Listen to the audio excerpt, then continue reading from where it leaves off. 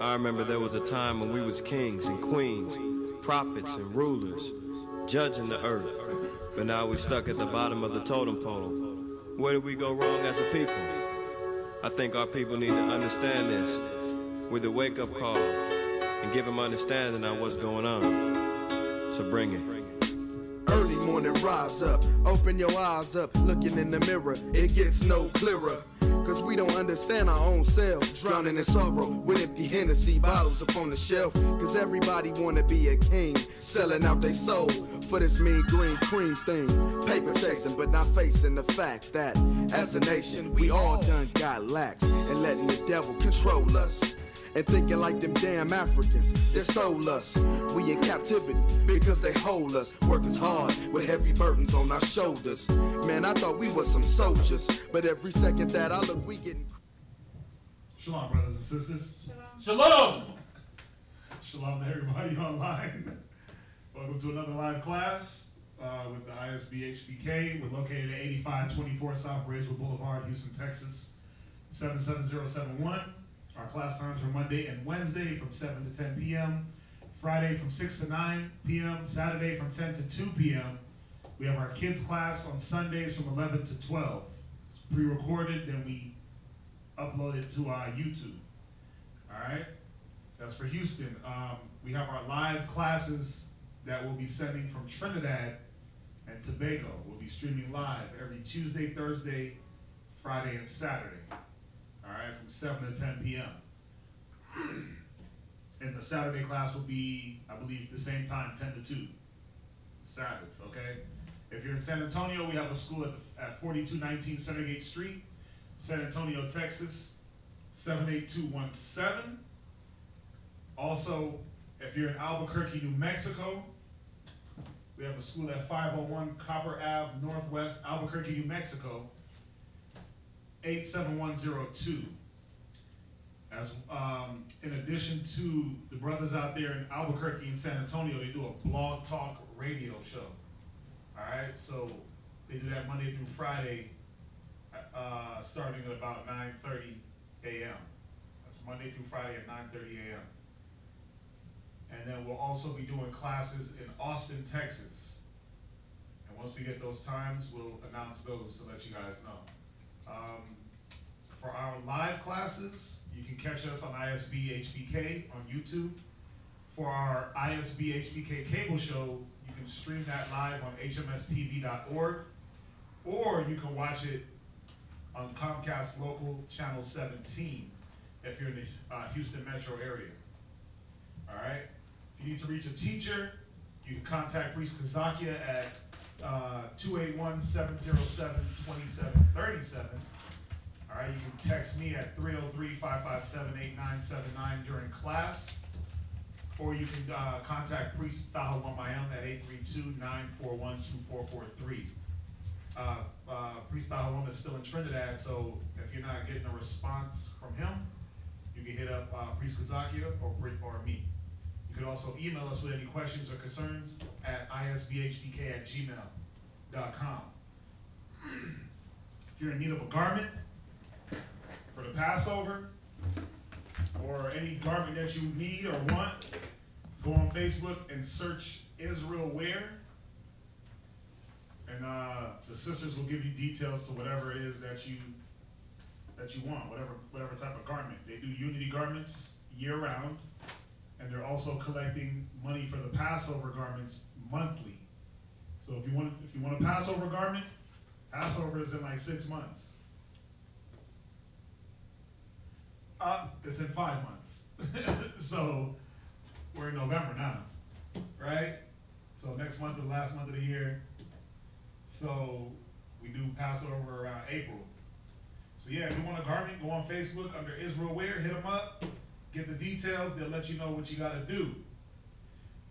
For any donations, all forms of contribution is welcome and needed. We do appreciate everybody that's been helping out thus far. We've gotten a lot of books down to Trinidad, and we're trying to get a lot more books down to Trinidad.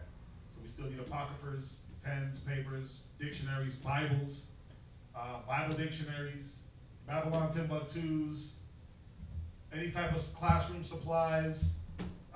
We need a vehicle for Trinidad. We need a vehicle for Trinidad. If anybody wants to donate a vehicle, and they say a closed mouth don't get fed. So if anybody got the powers to donate a vehicle, that'd be beautiful. We ain't doing the Creflo Dollar trying to ask y'all for a whole $4 million jet. Just need a vehicle, some transportation for Trinidad, for brothers to be able to get around. For any monetary donations, you can deposit money into our Wells Fargo account, and that number is 101-580-6167. Or you can send us money via Google Wallet at isbhpk@gmail.com. Okay, so again, any form of contribution is welcome and needed, and we definitely want to thank everyone that's been that's been helping us out. We definitely appreciate it. We thank you, and keep doing the good work. With that, we're gonna open it up for questions.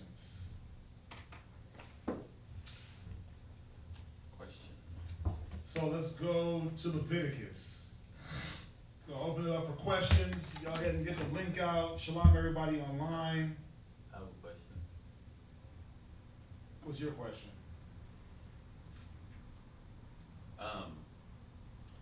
It's in St. John,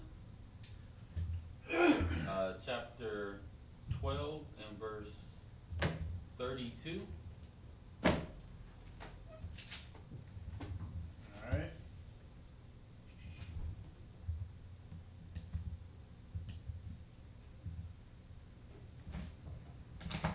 What's your question?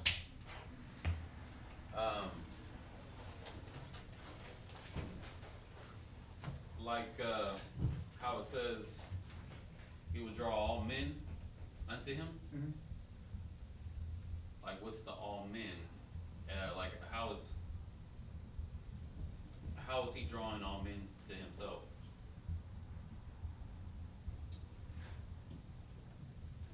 Well, let's read. Let's see.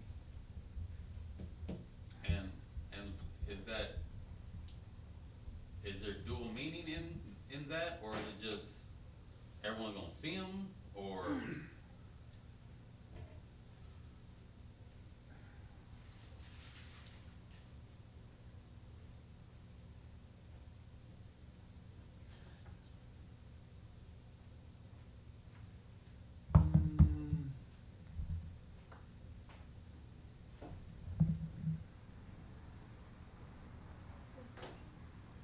St. St. John. John, chapter 12 and verse 32.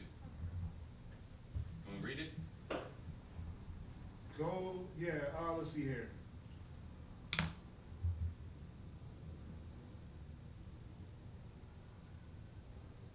Start at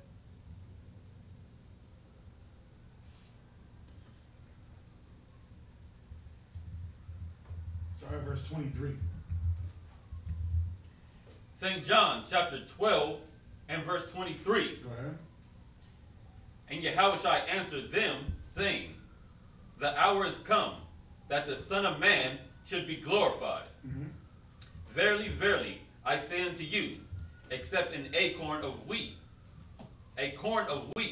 fall into the ground and die, it abideth alone. But if it die, it bringeth forth much fruit. Mm-hmm. He that loveth his life shall lose it, and he that hateth his life in this world shall keep it unto life eternal. Go ahead. If any man serve me, let him follow me, and where I am, there shall also my servant be. Right. If any, so you get the point thus far, right? Christ is like, if you love your life here, you're gonna lose it, right? But if you hate your life and you follow me, you're gonna get life eternal, right? Go ahead. if any man serve me, my Father, him will my Father honor. Go ahead. Now is my soul troubled, and what shall I say? Father, save me from this hour. But for this cause came I unto this hour. Father, glorify thy name. Then came a voice from heaven saying, I have both glorified it and will glorify it again. The people therefore that stood by and heard it said that it thundered. Others said, an angel spake to him. Yahweh so they were trying to figure out like what was the voice. One was saying it was an angel. One was saying it was thunder and lightning. Right? Come. Verse 30. Verse 30. Yahweh answered and said, this voice came not because of me, but for your sakes. Go ahead. Now is the judgment of this world. Now shall the prince of this world be cast out. Right. Who's the prince of the world? Who was the prince of the world? Satan. Right. So, if you go back up to 24, think about it. He that loveth his life shall lose it, and he that hated his life in this world shall keep it unto life eternal. If any man serve me, let him follow me. Right?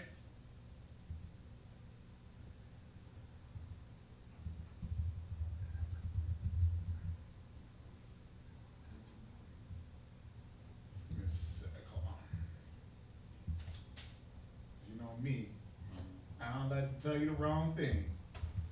Give me 1 second.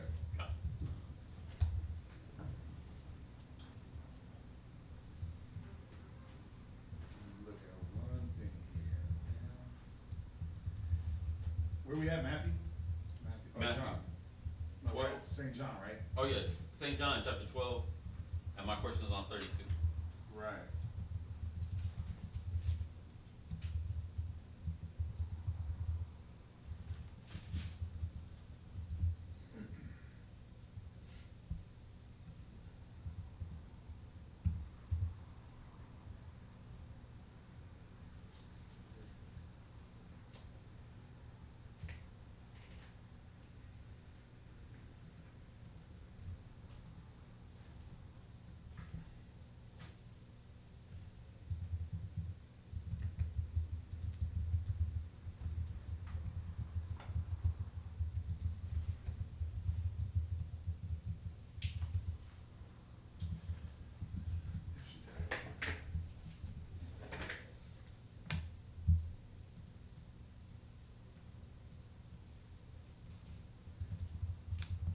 Read verse 31.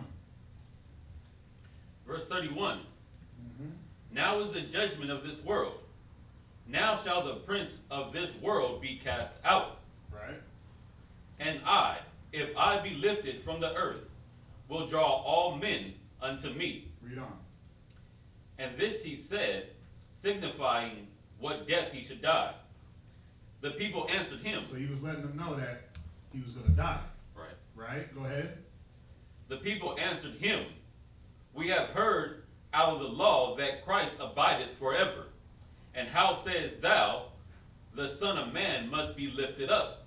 Who is the Son of Man? And Yahweh said unto them, yet a little while is the light with you.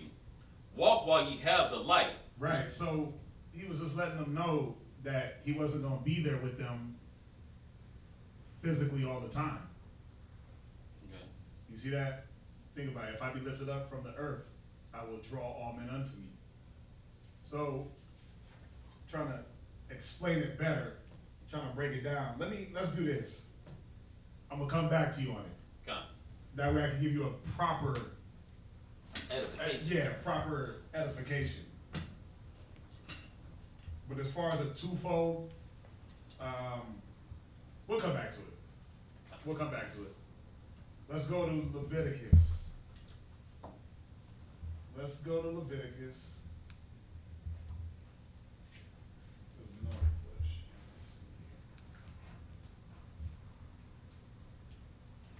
Go to Leviticus 15.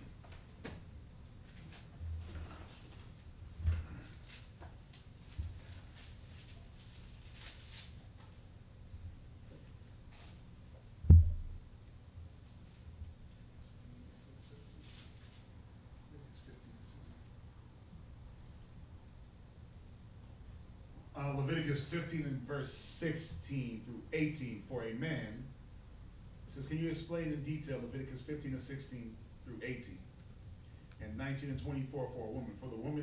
For the woman is this saying the husband should avoid touching her, or anything she's touched completely when she's on her cycle.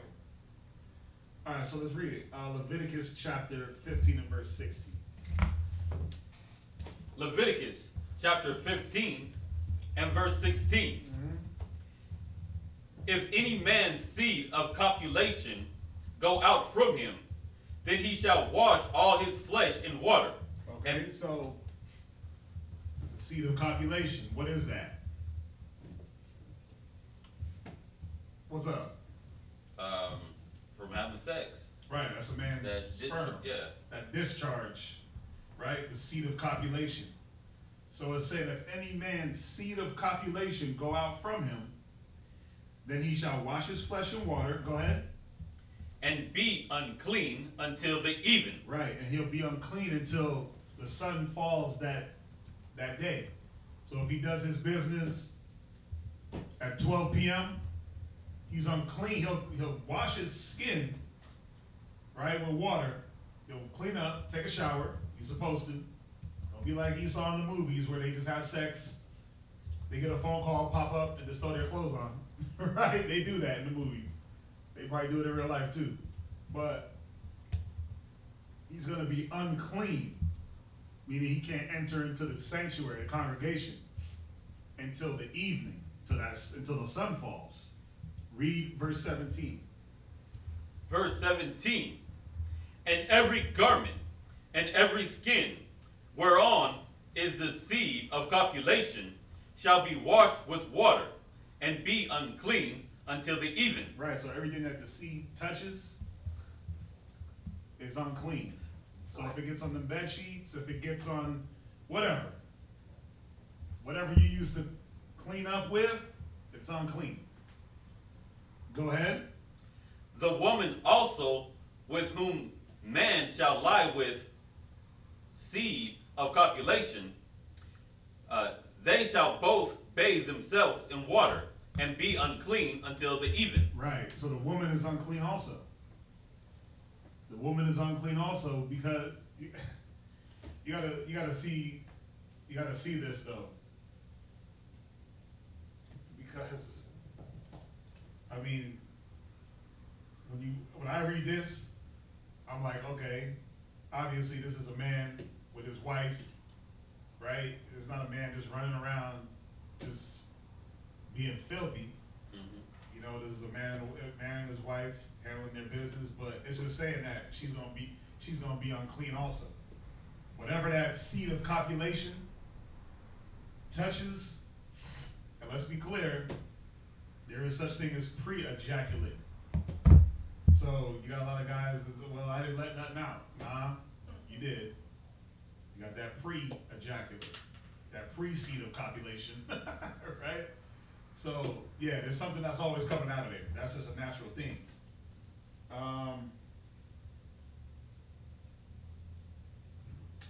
Right? Read verse 18. So we read verse 18, right? Come. Read verse 19. So now he says for a man. And verse 19 through 24 for the woman. For the woman, is this saying that the husband should avoid touching her or anything she's touched completely when she's on her cycle? Oh, we got that one. So let's read that. Verse 19. And if a woman have an issue, right, and her issue in her flesh be blood, she shall be put apart 7 days. Yeah, so it's just talking about a woman on her cycle. Notice that it didn't say put her apart until you think it's done. Or put her apart because she might be heavy on the first day and on the third day she's light, so she's good. It says 7 days. So you're supposed to take 7 days to not deal with your woman sexually, to give that blood time. You know, it's the number of completion. Let her complete her cycle. Right? So it says set her apart 7 days. Go ahead. And whosoever touches her shall be unclean until the even. Yeah, it's saying whoever touched her is going to be unclean, because this was the thing. Back in our day, back in our heyday, when we ruled the earth and we ruled everything, we had things set up to where we can put our wives when they're on their cycle. We had separate living quarters that they can go to for the 7 days. And this is why, because she was considered unclean for 7 days. So she wasn't going amongst the congregation while she was on her cycle. She wasn't coming into the sanctuary to pray, do any of that, because she was on her cycle. Read verse 20. And everything that she lieth upon. So the bed, the couch, everything that she lies on. Go ahead. In her separation shall be unclean. Think about it. It's a key word. It says in her separation, because she was put apart. She was put somewhere else. See, back then we had the means to do that. I don't know if a lot of brothers got the means to do that right now, where you got a whole separate living quarter to put your rib when she's on her issue, when she's on her cycle. But we had that. We had that. We had things set up for that. Now it's not we don't, a lot of brothers don't have the accommodations to do that. I don't. You know, a lot of brothers don't have that, where you can put your rib in a whole separate house, where she got her own bathroom, she got her own bed, she got her own kitchen, everything. A lot of brothers don't have that means. A lot of Israelites don't have those means. But it says she's separate upon her separation. Go ahead. Shall be unclean. Go ahead. Everything also that she sitteth upon shall be unclean. So the toilet, the car, the bus, everything is unclean. So think about when you're in public transportation and the chick that's on her cycle sat down and you came and sat right after. You know, you're considered unclean without even knowing it. That's why they were set apart. That way the uncleanness could be contained to an area. Y'all get that? Come. Go ahead, read on. And whosoever toucheth her bed shall wash his clothes. Yeah, he wasn't supposed to touch her bed. He wasn't supposed to lay with her. Wasn't supposed to lay with her for the 7 days. You weren't supposed to deal with her. Go ahead. And bathe himself in water. And be unclean until the even. Right. Go ahead. Read verse 22.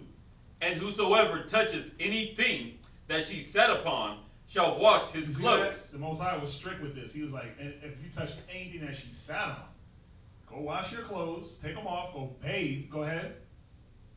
And bathe himself in water, and be unclean until the even. Go ahead. Read verse 23. And if it be on her bed, or anything whereon she sitteth, when he toucheth it, he shall be unclean until the even. Go ahead. And if any man lie with her at all, right, and her flowers be upon him, blood get upon him, right? You lay with this woman, and there's like a whole movement right now of like Red Wings. Yeah, getting your Red Wings. There's like a whole movement. Oral sex when the chick's on her cycle. Sex when the chick's on her cycle. Like, it's this thing that they're pushing where it's like sex is better when she's having her period. You gotta try it. And it's like, what? I don't even like my own blood. I don't even like my own blood and bodily fluids touching me. So why would I want that? Why would anybody want that? But see, Satan is so wicked and so defiled that he'll lay with a woman on her cycle and then tell you that it's the best thing ever. That's where she gets the most pleasure, and it's gonna ease her cramps. You better take you some Midol or change your diet to ease those cramps. But I ain't laying with that. And no brother in his right mind should be doing that either. But in the event that a brother slipped up and probably went in there thinking that it was over, thinking that the 7 days was over, or that it went longer than the 7 days, because that happens too. 7 days, it's over, you ready, she's ready, and then guess what? It's not over. This is what he has to do. Read on.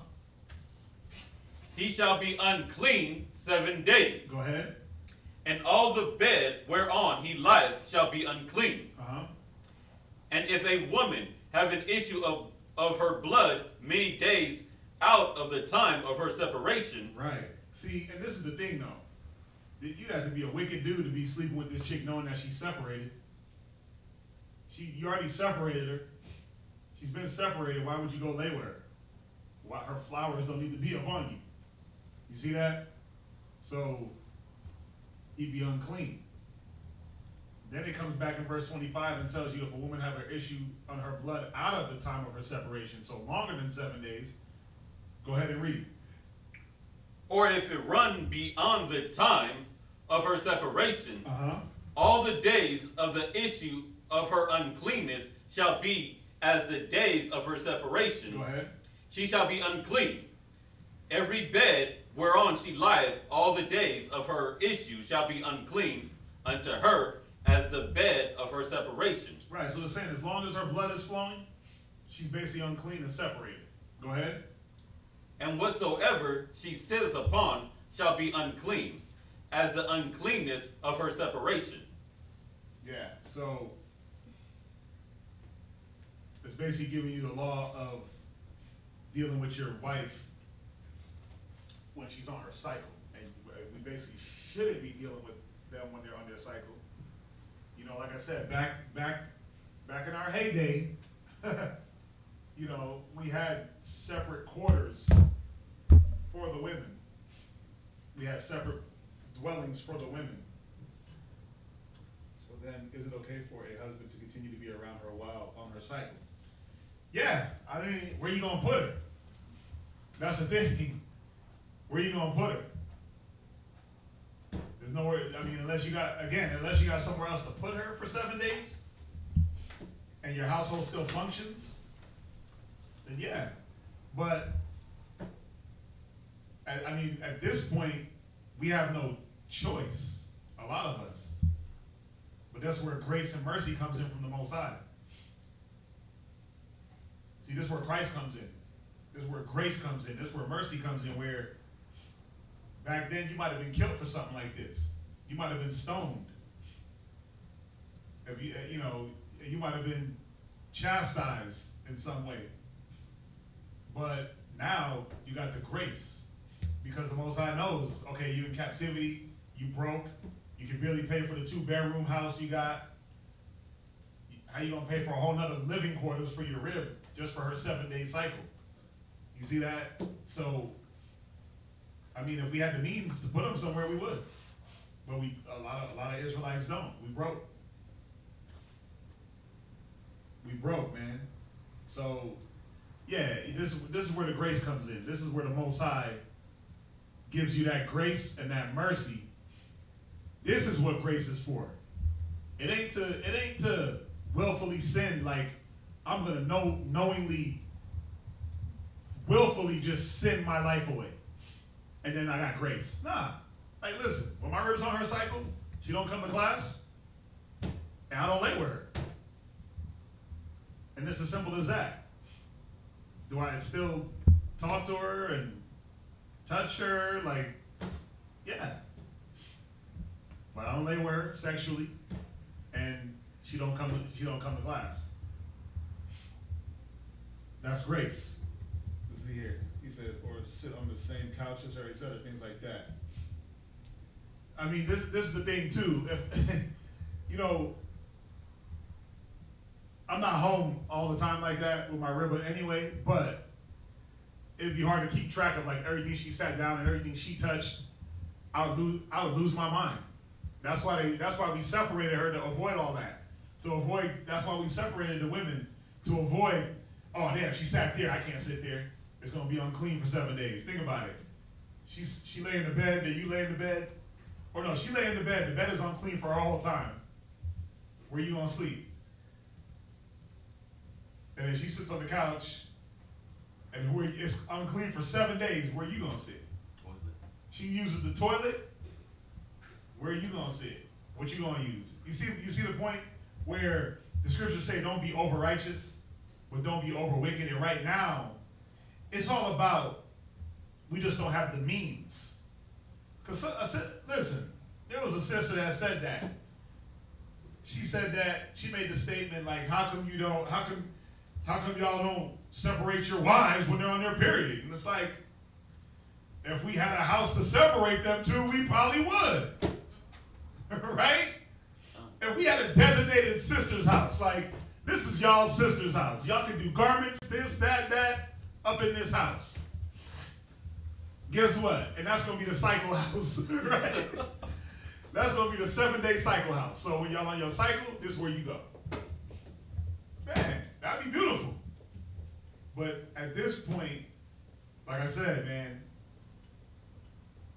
we just don't have the means right now to be able to facilitate that. And that's all it is. If we had a spare house, that's what we do it. Dedicate that right to the sisters. Like, look, that's y'all. Y'all take turns every 7 days. You know? What were you gonna say? Aviar? Oh, toilet. Yeah, the toilet. I mean, Like if you're in a 1-bedroom apartment with one toilet, I got 2. My room don't even use my bathroom at all. So I guess I'm clear there, but we got the same car, we got the same bed, the same couch. You see that? So there was a reason why they were put all the way into a different, there was a reason why they were separated. They touched the doorknob, it was considered unclean. So you just make your own doorknob unclean for 7 days without having to worry about anybody else coming in and touching it and being unclean also. All right, let's see here. Hopefully that shed a little bit more light. Oh, thanks for clearing it up. No problem. No problem. Exodus 32 and verse 25. Exodus 32.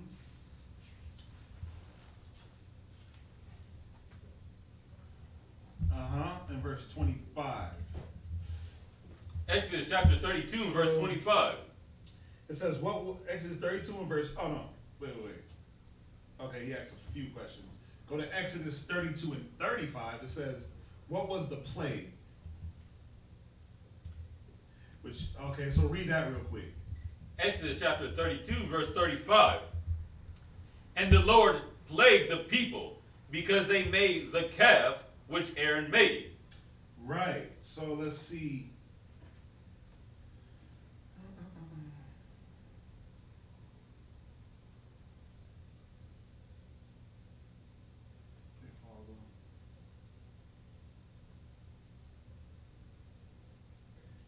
Plague the people, but it doesn't say what the plague was. Let's see here. Well, this is. Check something here. Hold on. Usually you read up or down, but it goes right. That's like the end of the whole chapter. That's the end of a chapter. So it's not telling, let's see.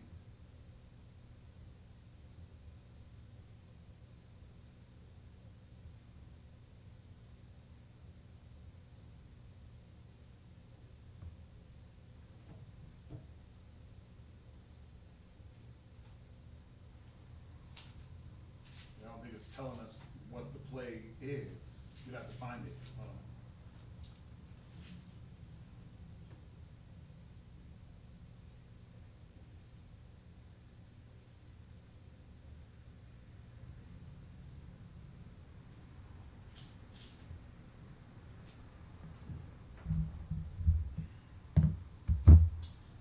Looking to see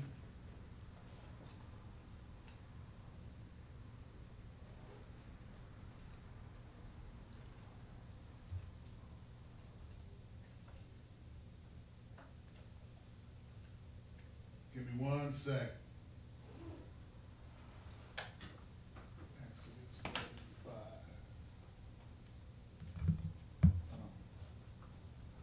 32.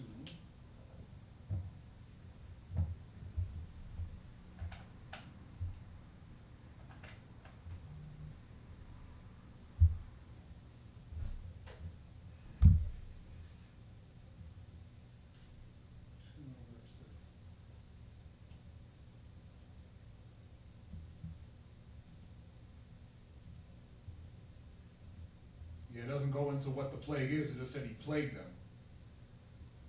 right? So it just said he plagued them because of the calf, but it didn't go into what the plague was. Now, you said, what was the plague? In 32 and 25 through 28, what people are they fighting? So let's jump back to Exodus 32 and verse 25. Yeah, it's not showing what the plague is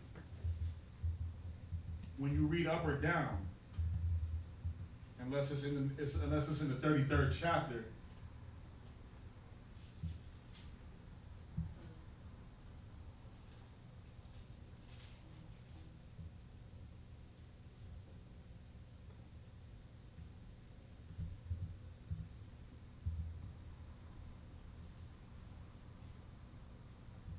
Give me a sec.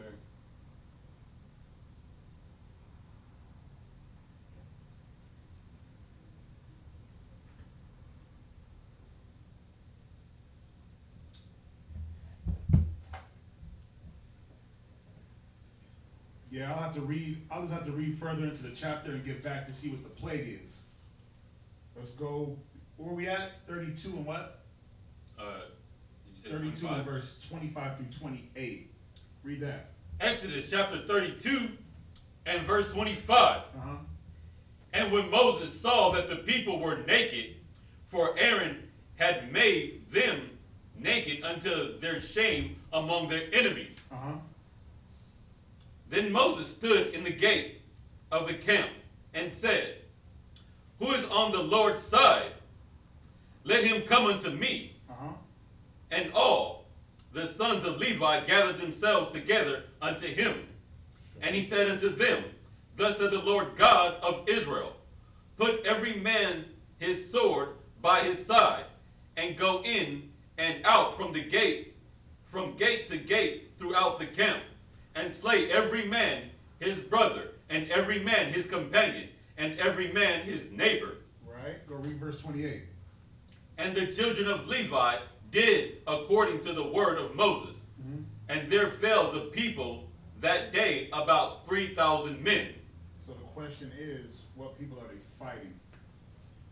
So let's go up.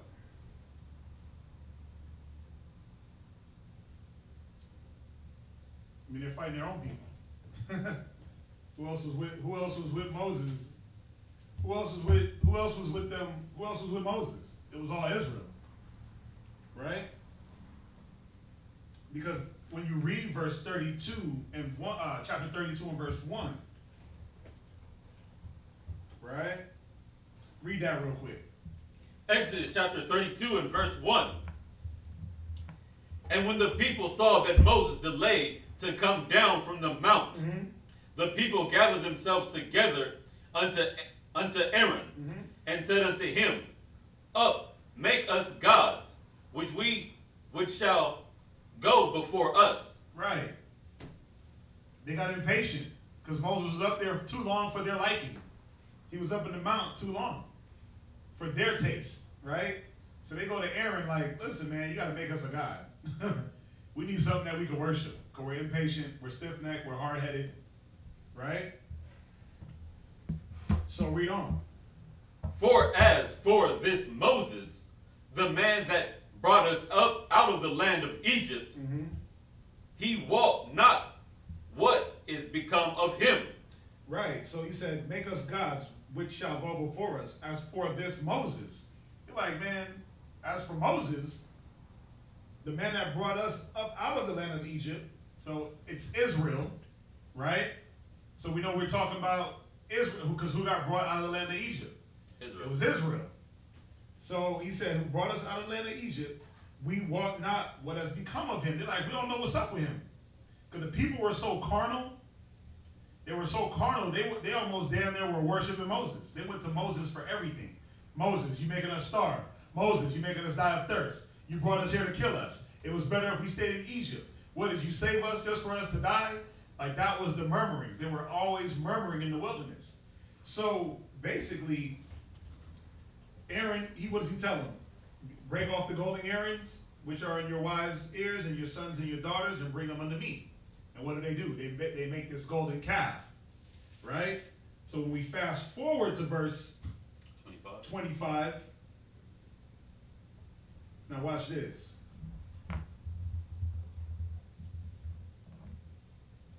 Jump to verse 21. Verse 21. And Moses said unto Aaron, What did this people unto thee, right, that thou hast brought us slot? What did this people unto thee, that thou hast brought so great a sin upon them? Yeah, Moses asked Aaron, he was like, listen, bro, what did they do to you? What did they do to you that you brought this great sin on them? That you basically told them to bring the earrings, the gold, and you fashioned this golden calf. What did they do to you? Right? Read on. And Aaron said, Let not the anger of my Lord wax hot. Thou knowest the people, that they are set on mischief. Yeah, he's like, don't blame me, the people are wicked. He trying to pass the blame, right? Gone. He trying to pass the blame. Read on. For they said unto me, Make us gods, which shall go before us. Go ahead. For as for this Moses, the man that brought us up out of the land of Egypt. You see that? So they messed up right there. Because they giving Moses all the credit for bringing them about the land of Egypt. So what do they need? The scriptures say the Jews require a sign, but the Greeks seek knowledge. So these people were carnal as hell. So the people that they were fighting, it was the wicked of Israel. It was the wicked of Israel. We're going to see. Watch. Read on. We wot not what is become of him. Go ahead. And I said unto them, Whosoever hath any gold, let them break it off. So they gave it to me. They gave it me. Then I cast it into the fire, and there came out this lamb. This calf. Oh, the slut. This calf. Go ahead. And when Moses saw that the people were naked. Yeah, they were ashamed. Go ahead. For Aaron had made them naked unto their shame among their enemies. Go ahead. Then Moses stood at the gate of the camp and said, Who is on the Lord's side? Yeah, which one of y'all are going to be righteous? So it was all Israel. But Moses had to ask the question, who is on the Lord's side? That way he could see, okay, we got wicked men amongst us. We got wicked Israelites amongst us. Who's going to stand for the Most High? Go ahead. Let him come unto me. Go ahead. And all the sons of Levi gather themselves together. So who? All the who? All the sons of Levi. Yeah. All the Levites gathered themselves together. Read on. Gather themselves together unto him. And he said unto them, Thus said the Lord God of Israel, Put every man his sword by his side. Yeah, he's like, get your swords out. All you sons of Levi, all you righteous men, all you righteous of Israel, go ahead. And go in and out from gate to gate throughout the camp. Yeah, just go in. It's just like, oh, go ahead, read. Go ahead, read. And slay every man his brother. And do what? And slay every man his brother. Yeah, you're going to slay brothers. Go ahead. And every man his companion. Yeah, your homies. Go ahead. And every man his neighbor. And every man your neighbor. You see, if they were partaking in the wickedness, it wasn't like just go kill people. It wasn't like let's just go kill people. Just like when you read in Ezekiel 9, right? It's just like in Ezekiel 9. Go ahead. Oh. No, read on where you at. Okay. Verse 28. And the children of Levi did according to the word of Moses. Yeah, so the children of Levi, they were slaying their kinsmen. They were slaying their kinsmen. So yeah, when you go down into verse 35, it says, And the Lord plagued the people because they made the calf, which Aaron made. That was the plague. Yeah, so it's right there. So basically he gave the plague, and then he said that he plagued them. Usually it's like, I'm going to plague you, and then the plagues follow, right? But yeah, that was the plague where you had to kill your brethren, where your own kinsmen, where your own priests had to go through and slay you. You died a righteous death. You died at the hands of a righteous man. Yeah. No. But see, those were the men. See, go. They had the mark of what? They had that mark of the Most High. Go to Ezekiel 9 and 4. Go Go to Ezekiel chapter 9 and verse 4. It's the same instance. Ezekiel chapter 9 and verse 4. Read. And the Lord said unto him, Go through the midst of the city, through the midst of Jerusalem. Go ahead. And set a mark upon the foreheads of the men that sigh and that cry for all the abominations that be done in the midst thereof. It's the same way where Moses said, listen, who's going to stand for the Most High? Right? Get your swords. This is what we got to do. Read on. And to the others he said, in mine hearing, Go ye after him through the city, and smite. And do what? And smite. Go ahead. Let not your eyes spare, neither have ye pity. Go ahead. Slay utterly old and young, both maid and little children, and women. But come not near any man upon whom is the mark, and begin at my sanctuary. Yeah, you see that? So it's the same instance, man, where if you ain't rocking with the Most High, don't take you out. So going back to Exodus, the plague was that the Levites went through and had to kill a lot of men in the camp. They had to kill a lot of the people in the camp because a lot of Israel was wicked at this time. You see that? So let's see here. Yeah, read Exodus. So they killed about, it says, and there fell of the people that day about 3,000 men. So they killed about 3,000 wicked Israelites.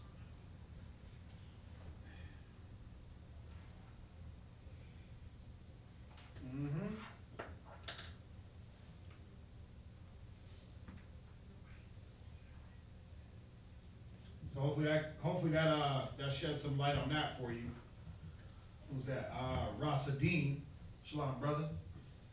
Let's see here. Ecclesiastes in La Biblia, in the Bible.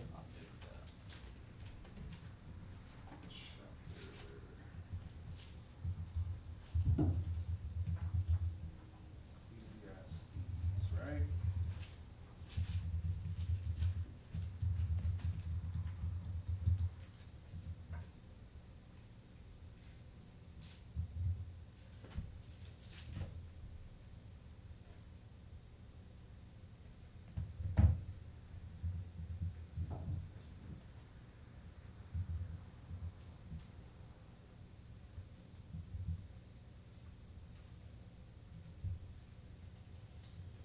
So he said, can you explain Ecclesiastes chapter 8 and verse 9 and 10? Let's see here.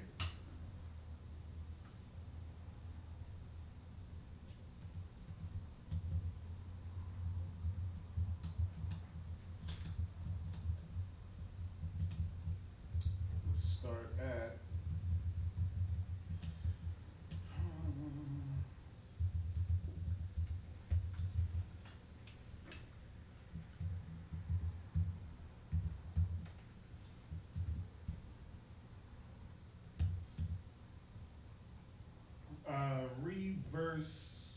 you can start at verse 1. Ecclesiastes chapter 8 and verse 1. Who is as the wise man? Go ahead. And who knoweth the interpretation of a thing? A man's wisdom marketh his face, maketh his face to shine, and the boldness of his face shall be changed. Go ahead. So it's talking about. So it's letting you know who is as a wise man and who can interpret, who knows the interpretation of a thing. Your wisdom. The wisdom is going to give you the interpretation and make you wise, and it's going to make your face shine, right? It's going to lift you up. That's what wisdom does. Read verse 2. I counsel thee to keep the king's commandment, and that I regard of the oath of God. Go ahead. Be not hasty to go out of his sight. Stand not in an evil thing, for he doeth whatsoever pleaseth him. Go ahead. Where the word of a king is, there is power. And whom may say unto him, what doest thou? Right. So think about it. It's like when the king says something, who's going to question it? You see that? Where the word of a king is, there is power. And who may say unto him, what doest thou? Nobody's going to question the king. Go ahead. Whoso keepeth the commandment shall feel no evil thing. And a wise man's heart discerneth both time and judgment. Go ahead. Because to every purpose there is time and judgment. Therefore, the misery of man is great upon him. Go ahead. For he knoweth not that which shall be. For who can tell him when it shall be? Right. And this is verse 8 is kind of gonna explain that. Go ahead. There is no man that hath power over the spirit to retain the spirit. Go ahead. Neither hath he power in the day of death. Yeah, it's like you can't, it's saying you can't, like in the day of death, can you stop it when it's your time? No. You don't have any control of that. There's nothing that you can do when it's your time. Go ahead. And there is no discharge in that war. Go ahead. Neither shall wickedness deliver those that are given to it. All this have I seen, and applied my heart unto every work that is done under the sun. There is a time wherein one man ruleth over another to his own hurt. And so I saw the wicked burned. Go ahead. Who hath come and gone from the place of the holy, and they were forgotten in the city where they had so done. This is also vanity. Right. So read verse 9 again. All this have I seen, Go ahead. and applied my heart unto every work that is done under the sun. There is a time wherein one man ruleth over another in his own hurt. Yeah, so it's talking about when the wicked rule. It's talking about when the wicked rule. Read verse 10. And so I saw the wicked burned. No, buried. Buried. Right, because now he's dead. Read on. Who hath come and gone from the place of the holy, and they were forgotten in the city where they had so done. This is also vanity. Right. So it's just talking about when the wicked rule,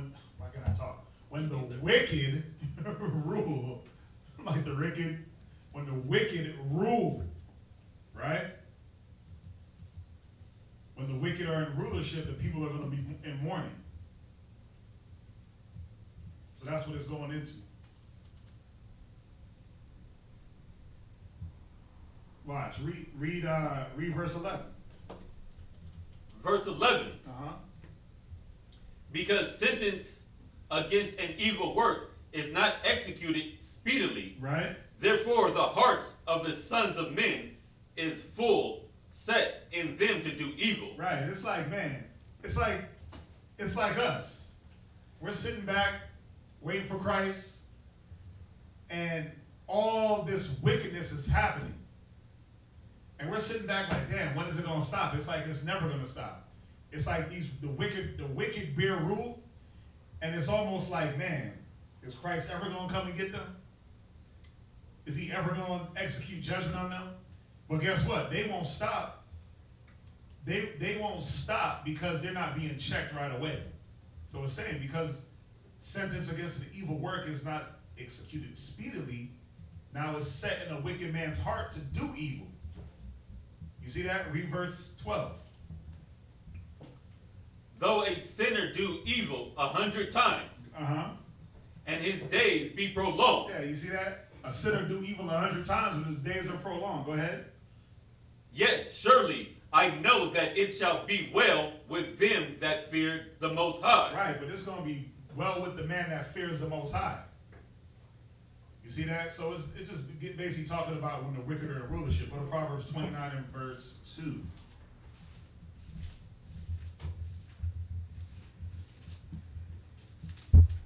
Proverbs chapter 29 and verse 2. What was that last one we were at? Ecclesiastes chapter 8 and verse 12. 9 and 10, right? That was a question? Oh, the question was 9 and 10. Come. Right. Read that. Proverbs 29 and verse 2. Proverbs chapter 29 and verse 2. Go ahead. When the righteous are in authority, the people rejoice. Yeah, see, when the righteous man is in the authority, the people rejoice. Why? Because now they're under righteous rulership. They're not going to be worked overly hard. They're not going to be whipped and lashed. They're not going to be robbed, stolen from, taken advantage of. Because there's righteous rulership. There is such a thing. Go ahead. But when the wicked beareth rule, the people mourn. Yeah, like us. The Jews, Judah mourneth, the gates thereof languish, right? Come. Jeremiah chapter 14, verse 2. We're in mourning because why? We got wicked rulership, and all they do is take advantage of the black and Hispanic man. All they do is take advantage of the black and Hispanic family. That's all they ever do. Everything is about their gain. Everything is about how to propel them further into rulership. But what do? They use us to do it. They built this whole country on our back. Slavery. Not no indentured slavery. They didn't pay us no minimum wage. You niggas got whooped into submission. But see, righteous rulership, it ain't got to be all that. It ain't going to be all that. You bow to Christ, or you get up out of here. Ain't going to be no need to whoop you into submission and torture you and rape your kids and cut babies out of bellies. There ain't going to be no need for that. You ain't going to be around if you go against the righteous rulership. There ain't going to be no need for the things that they do to us now. You get that? Hopefully that, yeah, that's how they hurt us, man. That's how they, that's what they use to hurt us, is the wickedness. They use that unjust balance. All right, so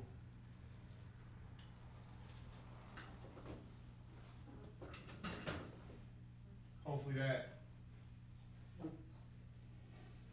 Where was your question at again? Mine? John? Oh, St. John chapter 12, verse 32. Right.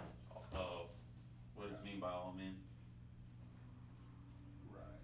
1 second.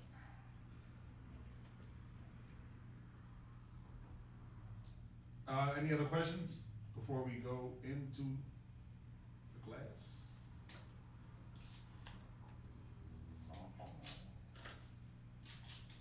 Chapter 12. I have a question. Uh-huh. Why do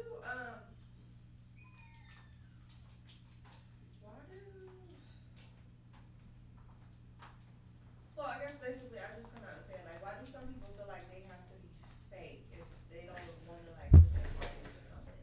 It's like I'm doing it for somebody else instead of doing it because I want to or I love to do it. I know it's probably more of like man pleasing. That's definitely what it is. But like, why? Like, I'm just trying to understand. Like, why would you bring yourself to a point to, like, put yourself into something and knowing that you're not gonna put your all into it? That's a good. Listen, that's a damn good question. Why? Why do people do that?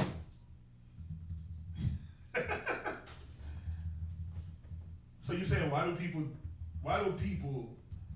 Like, I'm gonna do it just because I see somebody else doing it, or I know I'm supposed to be doing it, but I'm not really gonna put my heart or my spirit or basically blood, sweat, tears, anything in it. And then when I decide I don't want to do it anymore, it's just like, I wasn't even in it really. Because, watch. Give me 1 sec. Let me find this one. And they're so quick to call the people that are actually doing the work fake. Well, yeah, there is that man-pleasing spirit, right?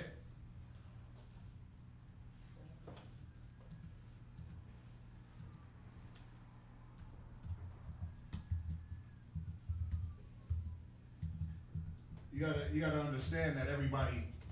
This is how I'm gonna answer this. Everybody has a purpose, right? Right. The scriptures say, "Many are called, but few are chosen." Right. Many are called where? They're going to be called right through these doors. Right? They're going to be called right through these doors to do what? Let me show you something. Go to what? To be demons. Go to Ecclesiastes 6 and 8. And then get me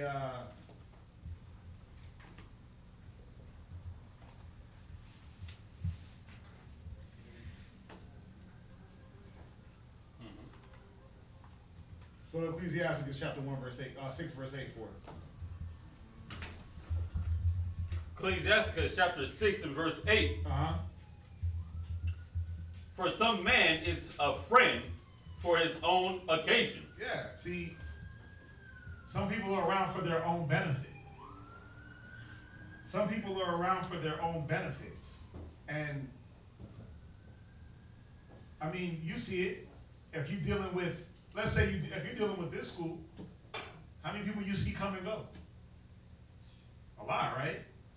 But how many people you see stay? It's very few. Right, because the Most High ain't about the numbers. He's about many are called, but few are chosen. Many are called. A lot of people are going to filter through these doors, but only few are going to be the ones that endure when they endure the trials, the tribulations, right? You got people that come in for the wrong reason. A lot of people come for the wrong reason. It's like, oh, them brothers they're bald-headed and bearded, so I got to go get me a man. Right? You got that spirit. The I need a man spirit. You got the I need a rib spirit. So you got brothers that'll come in for ribs. They'll get their rib. They'll get their little bundle of demon, right? And then they'll dip out. They'll dip out because they got what they came for. See, our job is to just keep doing what we do, which is the work. We present the work, and it's up to that man if he wants to do it. But what will happen is after a while, when they're only here for their own occasion, read it one more time. Ecclesiastes chapter 6 and verse 8. For some man is a friend for his own occasion. Right, when they're here for their own occasion and now it's time to get to work, it's going to reveal that. The work reveals it. When it's like, okay, we got flyers, we got street speaking, right? Flyers and street speaking alone be filtering cats out. They're like, damn, I got to be in that hot sun. Yeah. Damn, we got to walk around in that. Yep. Christ did it. Why can't you? Well, because their agenda, their motive wasn't about the work. It wasn't about following Christ. It was about some type of gain, carnal. It wasn't about a spiritual gain for these people that come in and go. You know, the best way to think about it and look at it is to say, do I know my own purpose? Because how long you been here? I mean, I've been here 7 years. I mean, I did battle with some stuff. I know when I first came in, it's more of I've done it because my husband was here or because I know that he wanted me to do it. Right. And then, like I was telling the sister, I came to realize that my husband can't, like y'all keep saying, my husband can't get me to the kingdom. Nope. So I have to figure out, what am I going to do? Am I going to sit here and do work and actually put my spirit into it, or am I just going to leave? Right, and that's the thing. Listen, many of sister have came into the truth not understanding really what the truth was about. They thought they were going to come to church. I got to wrap my head. That's something different. I got to wear a skirt. That's something different. But they didn't understand that it was going to be the gauntlet of getting your spirit tried. So a lot of sisters come in, even brothers, they come in initially. You got brothers that have came in for other brothers. And initially, listen, I don't see anything wrong with that. Because not everybody knows exactly what they're getting into. They just know there's the Bible involved. My brother, my homeboy goes, I want to see what he's into. But then what should happen after a time, and even with a sister and her husband, you're supposed to see what my position is supposed to be, learn and say, okay, am I here for this man? Or am I here for Christ?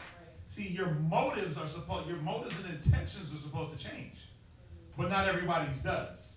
because their motive was, I'm here to get me a rib. Then they get it and then they're gone.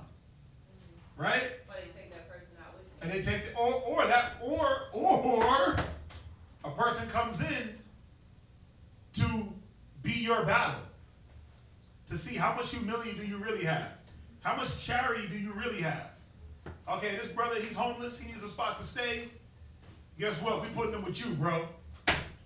Where's your charity at? Where's your long suffering? Where's your humility? Where's that, when I was naked, you clothed me, when I was thirsty, you gave me drink? See, the Most High puts things, people. And remember, all these spirits that come are coming in the form of flesh. So everything that's going to challenge you is going to come in the form of a person. To challenge your integrity, to challenge what manner of man you are. What man, like the scriptures say, every man will profess his own good. Like, yeah, I'm good, I do that, I'm charitable. But now when it's time, the Most High is going to try you by it. So there's going to be a cat that's homeless that needs a spot to stay, and you got it. Are you going to give it? No? Okay, well, he was your test. You failed. And guess what? Throughout all the BS, it uprooted so much other things in you that it revealed really what manner of man you are. You see that? You come into the doors and you look and you see all the sisters in the back. And you looking back at them and you winking, right? And you like, damn, they got sisters in here. They got righteous women, right? But then your whole motive is they got women. And then guess what? You get you one and she's the demon child. Because why? You didn't come in with the right intention of let me develop myself into a real man, according to the wisdom. Let her develop through the wisdom. I see it, I like it, I want it, I'm gone. And I'm taking her with me. So if I don't show up, she don't show up. She don't show up, the kids don't show up. You see that? So the intention, so people come in for the wrong intentions. Where were we at? We were in Ecclesiastes, what? 6 and 8, right? Yeah. Ecclesiastes, read that one more time for me. Ecclesiastes 6 and 8. So we always got to remember this, that. Read it again. Ecclesiastes chapter 6 and verse 8. Go ahead. For some man is a friend for his own occasion. Man, people are going to be around for their own occasion. Read. And will not abide in the day of thy trouble. Yeah, but when it's time for trouble, when that trouble hits, that's what's going to reveal what type of person this is. A lot of times they are the trouble. So it's trying to reveal what type of person are you. You got to look at it like that too. Some people are here to try you. They're going to try your patience. They're going to try your love. They're going to try your long suffering. Especially you've been here a while. You've been here almost 7 years, 8 years. So trust me, look at every new person that comes in as a test of your humility, of your sacrifice, of your long suffering, because why? You've been here. You know what's up. So they're going to be coming to you for wisdom. All the sisters that been here, they're going to be coming to them. The brothers, same thing. Imagine if I was a brother that was like, man, I don't got time to talk to these new cats. I'm good. I'm on the podium, I drop it, I leave. How does that help? But they're looking for answers. So now I got to show my level of sacrifice, my level of dedication to the men. You see that? So people come in with the wrong intentions, and a lot of times their intentions are changed through seeing what we do. Seeing that this ain't no boys club, this ain't no girls club, this ain't the kicking spot, this ain't the weed spot, this is get the Bible, get the real Bible, right? What were you going to say? I mean, what if they know, like, what are they getting into, and then all of a sudden they just like, there's something that I don't, I mean, I know there's certain people that say they don't agree with certain stuff that is done here. Yeah. But, like, what if you knew that what this was about and you just got to the point, like, I'm fed up. Like, peace, deuces, I ain't going to talk to nobody. Well, then that person really didn't believe. They really didn't believe. They thought that they were going to be able to bring in their thinking and their logic and change the Bible. And when they realized that, oh, I can't change the Bible with the way I think, that I got to change, yeah, they peel off. They peel off. But they didn't. That person really didn't believe. Watch. Go to Go to Galatians. Galatians. Is that the one I want? Hold on real quick. I was writing it down. Watch. Go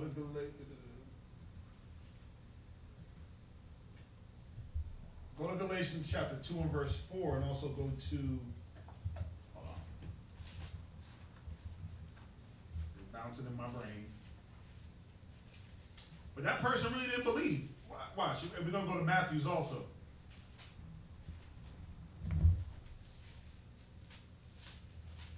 What did I just ask for? Galatians? Galatians 2 and 4. Let's see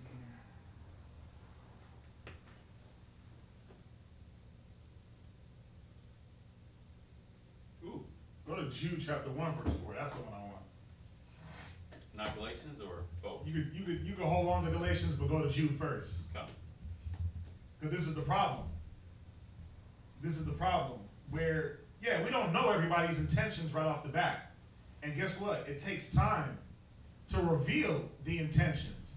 But see, the work, the long suffering, the gathering together, the unity, all these things that we do through time, it reveals what manner of men or women we have amongst us.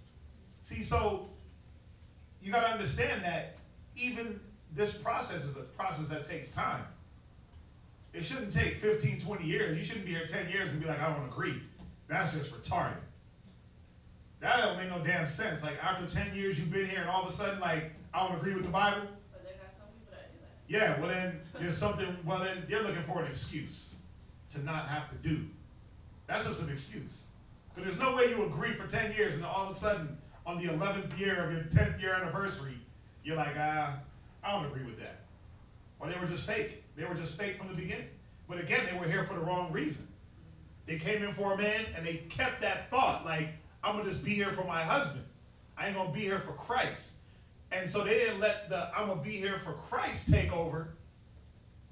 They didn't see the vision that I'm supposed to grow into a servant of Christ. Right. You see that? They didn't do that. Read this real quick. Read Jude chapter 1 verse 4. Jude chapter 1 and verse 4. Go ahead. For there are certain men crept in unaware. Yeah, see, they crept in unaware. Go ahead. Who were before of old ordained to this condemnation. Read on. Ungodly men. Yeah, they were already ungodly. Anybody that comes in is ungodly because they don't know the Most High, right? But the point is, they stayed this way. Read. Turning the grace of our Lord, of our God, into lasciviousness. Yeah, they turned the grace. Like, now I know I can do better. If you know better, do better, right? But I ain't gonna do better even though I know better. Right. They're gonna turn the grace into lust, into lasciviousness, something that's just misused. Go ahead. And denying the only Lord God. Yeah, I'm just here for my husband. That don't make sense. It don't make. I see why you asked the question because it don't make no damn sense. No. It's like, I'm not gonna go through all these trials and tribulations for no man or for no woman, because you can't save me. You can't save me. My wife can't save me. I can't save my rib. Like, I don't have that power. I can show her every scripture in the world and give her every breakdown and show her where she's prideful and where she needs to be humble. And babe, you're doing a good job. But guess what? Christ got the ultimate say. I don't got that. So you gotta develop, after a while of being here, you have to develop the fear. And this person that's here and they're doing things for the wrong reason. I always go into that about a person's intention. I look at it as they don't really truly understand and fear the Most High. Right. And what were you gonna say? It's just like like the women's class that we had, not this past Sunday, but a couple Sundays ago. Uh-huh. And it's like, you asked, the question was, I guess some people look, like you said, some people look at other people and wonder why they're getting Blessed? No, not that, but like getting, stuff taken away from them and Okay. going through their battle. And you could be like, dang, what is that person doing? And you said, well, you can't necessarily say, what are they doing? Uh-huh. What is their mind state behind it? Like, oh, you doing garments and you doing this and you doing kids class and doing all this stuff. But where's your mind at? Like, what are you doing it just because you're doing it, or Right. are you doing it because you want to? Right. Right. Like, are you doing things robotically? Because it's easy as hell to do everything Listen, it's easy to do things robotically. It's easy to know I have a schedule. This is where I got to be. I'm going to just be there in body. But my spirit is on a beach. My spirit is in a Corona commercial with my feet kicked up on a hammock with a Corona. That's where my spirit's at. My carnal is here in Houston, but I'm on a beach somewhere in San Tropez because I really don't want to be here. Right. Yeah. But see, that's that person that crept in unawares because this is the problem, they never developed into that love and respect for the Most High. They didn't develop into that love and respect for the fight, for what we do. They never developed that. And if they did, they got tired of it. But woe to you that's lost patience. You see that? But what if a person hasn't been here that long? You got people that's been here 5, 7, and You said not that long? like not that. I mean, like how can you say that I'm tired of putting up with this when you haven't done it? Well, that's the thing. We have this. Each human being has this God complex. We call it pride, where it's like, I don't have to go through that. We know you ain't got to go through that. But if you're here, shut the hell up and do it, but do it with a willing mind and a good spirit. See, we know you ain't got to go through it, but some people say, well, I don't got to go through it, so what I'm going to do is I'm going to limit how much I go through. I'm going to limit my battle. But guess what? You're catching it even harder because when you're trying to duck and dodge and duck everything, you're trying to duck the Most High and the correction. Nah, all that is just taken away from you. You spending more time trying to duck and dodge than actually put your spirit into righteousness. But see, there's something that didn't take hold in this person. Go to Matthew. Go to Matthew 13. Go to Matthew 13. So we know. We know what this type of person is. Go to Matthew 13. And you can start at verse 19. Matthew chapter 13 and verse 19.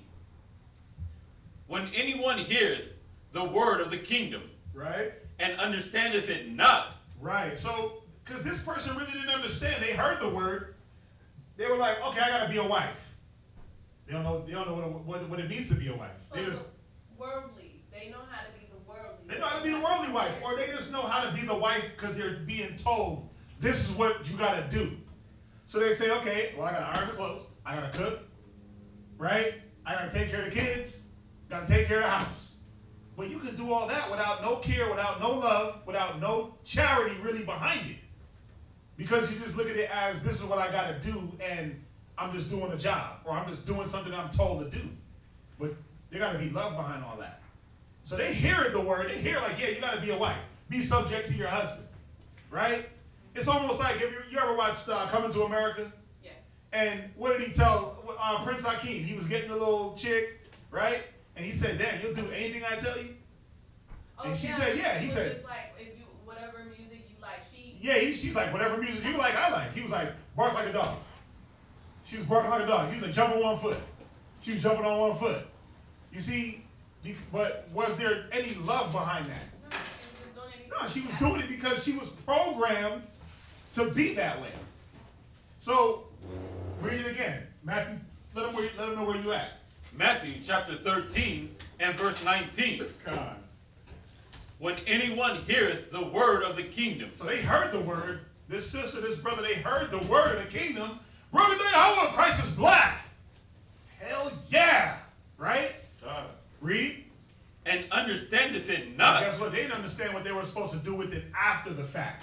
After you knew that Christ was black, you was an Israelite, you was a chosen people, you got all the spiritual powers if you apply yourself. Right? They didn't understand, like, what am I supposed to do with all that now? Read. Then cometh the wicked one. Right. So then, here comes Satan. Here comes their mama. Here comes their daddy. Like, damn, you gonna bow down to him? Why do you let him talk to you that way? Why do you let him talk to you that way?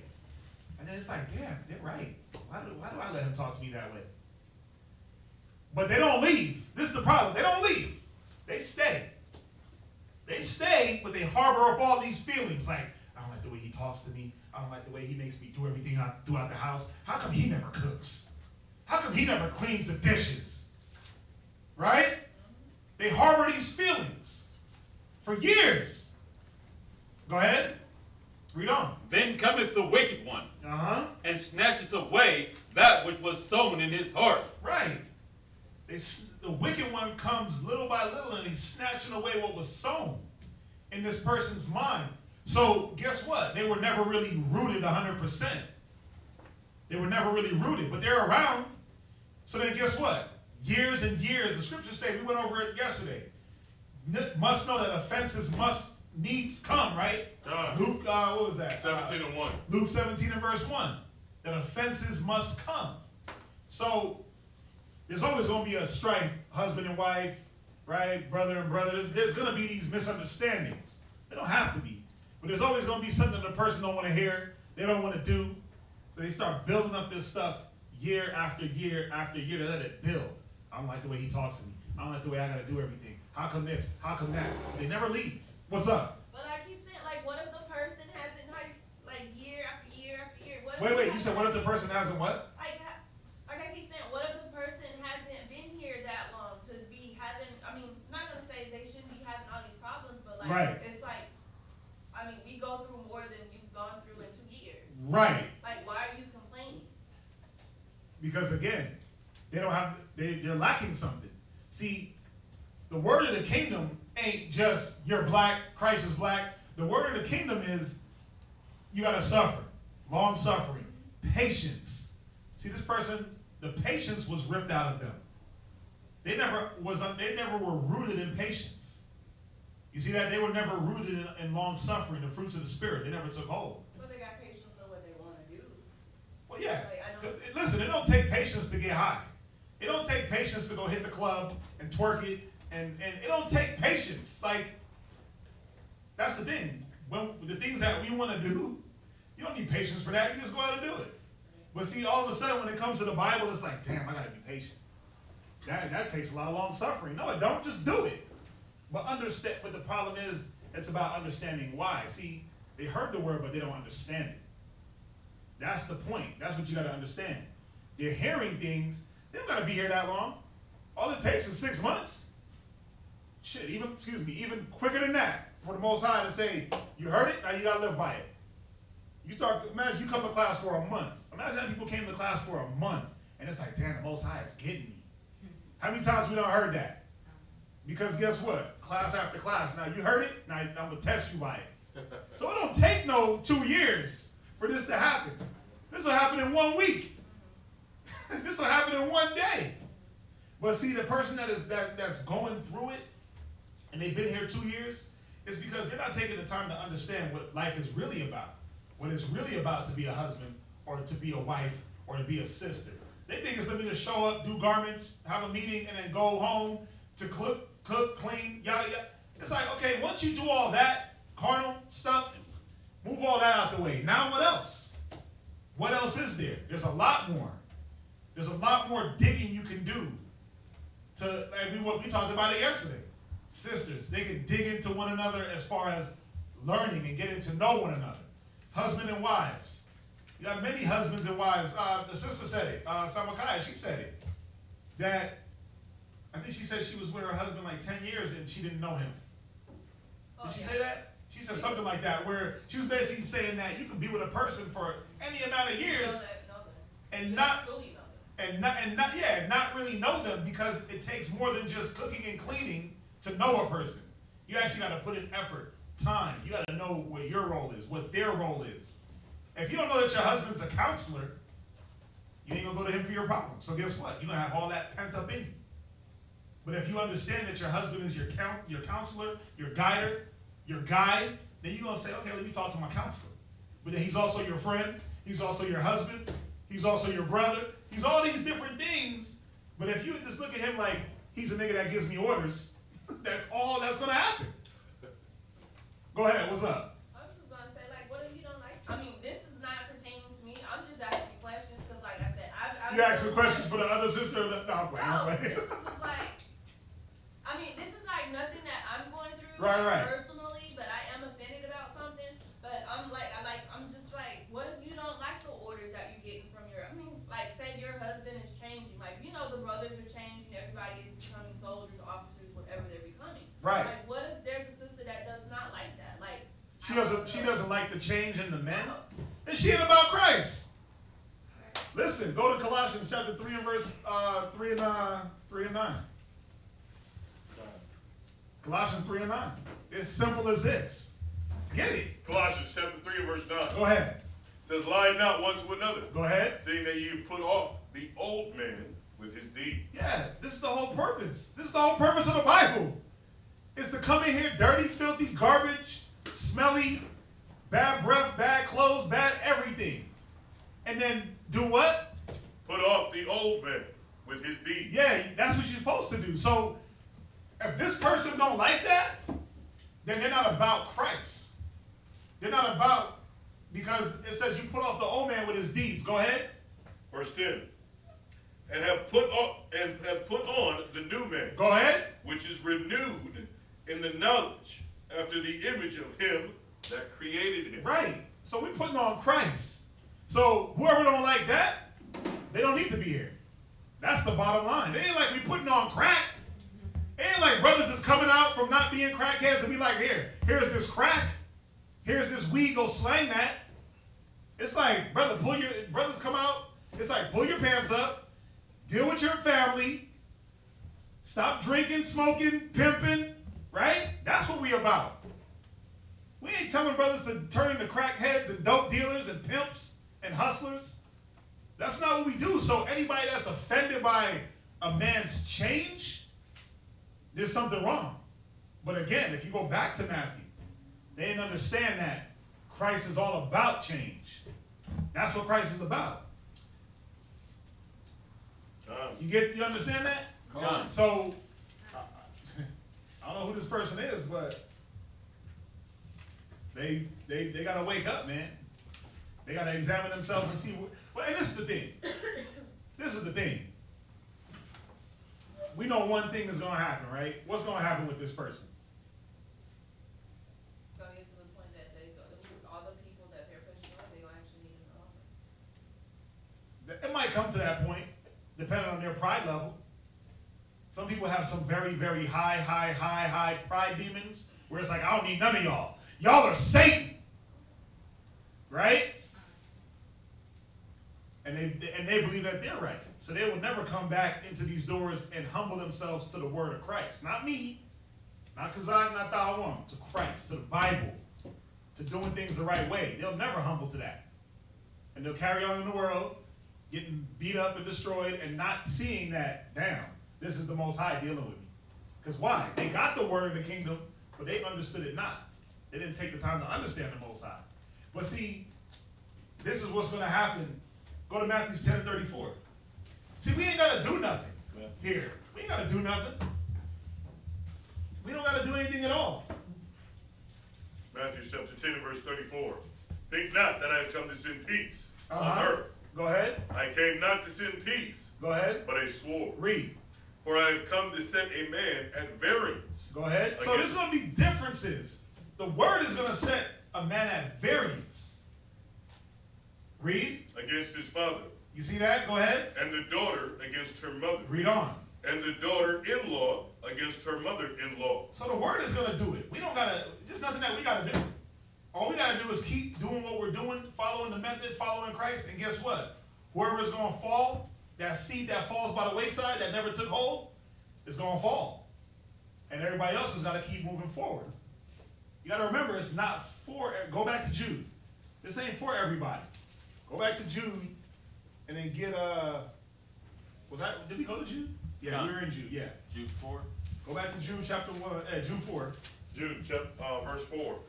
Go ahead. It says, for there are certain men crept in unawares. Go ahead. Who were before of old ordained to this condemnation, ungodly men, turning the grace of the Most High into lasciviousness, and denying the only power in our Lord Yahushua. Jump to verse 10. Verse 10. But these speak evil of those things which they know not. Yeah, this is what this person's going to end up doing anyway. They're going to speak evil of the things that they don't know not.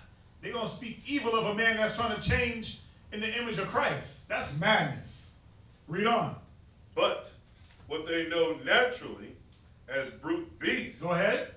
In those things they corrupt themselves. Yeah, go ahead. Read verse 11. Verse 11. Woe unto them, for they are gone in the way of Cain. Go ahead. And ran greedily after the heir of Bali for reward, and perish in the gainsaying of Kor. Yeah, see, their whole purpose anyway their purpose wasn't to change. They crept in unawares. So now when they see everybody else growing in the spirit, doing things the right way, they're like, man, why y'all doing that? Why y'all over there changing for Christ?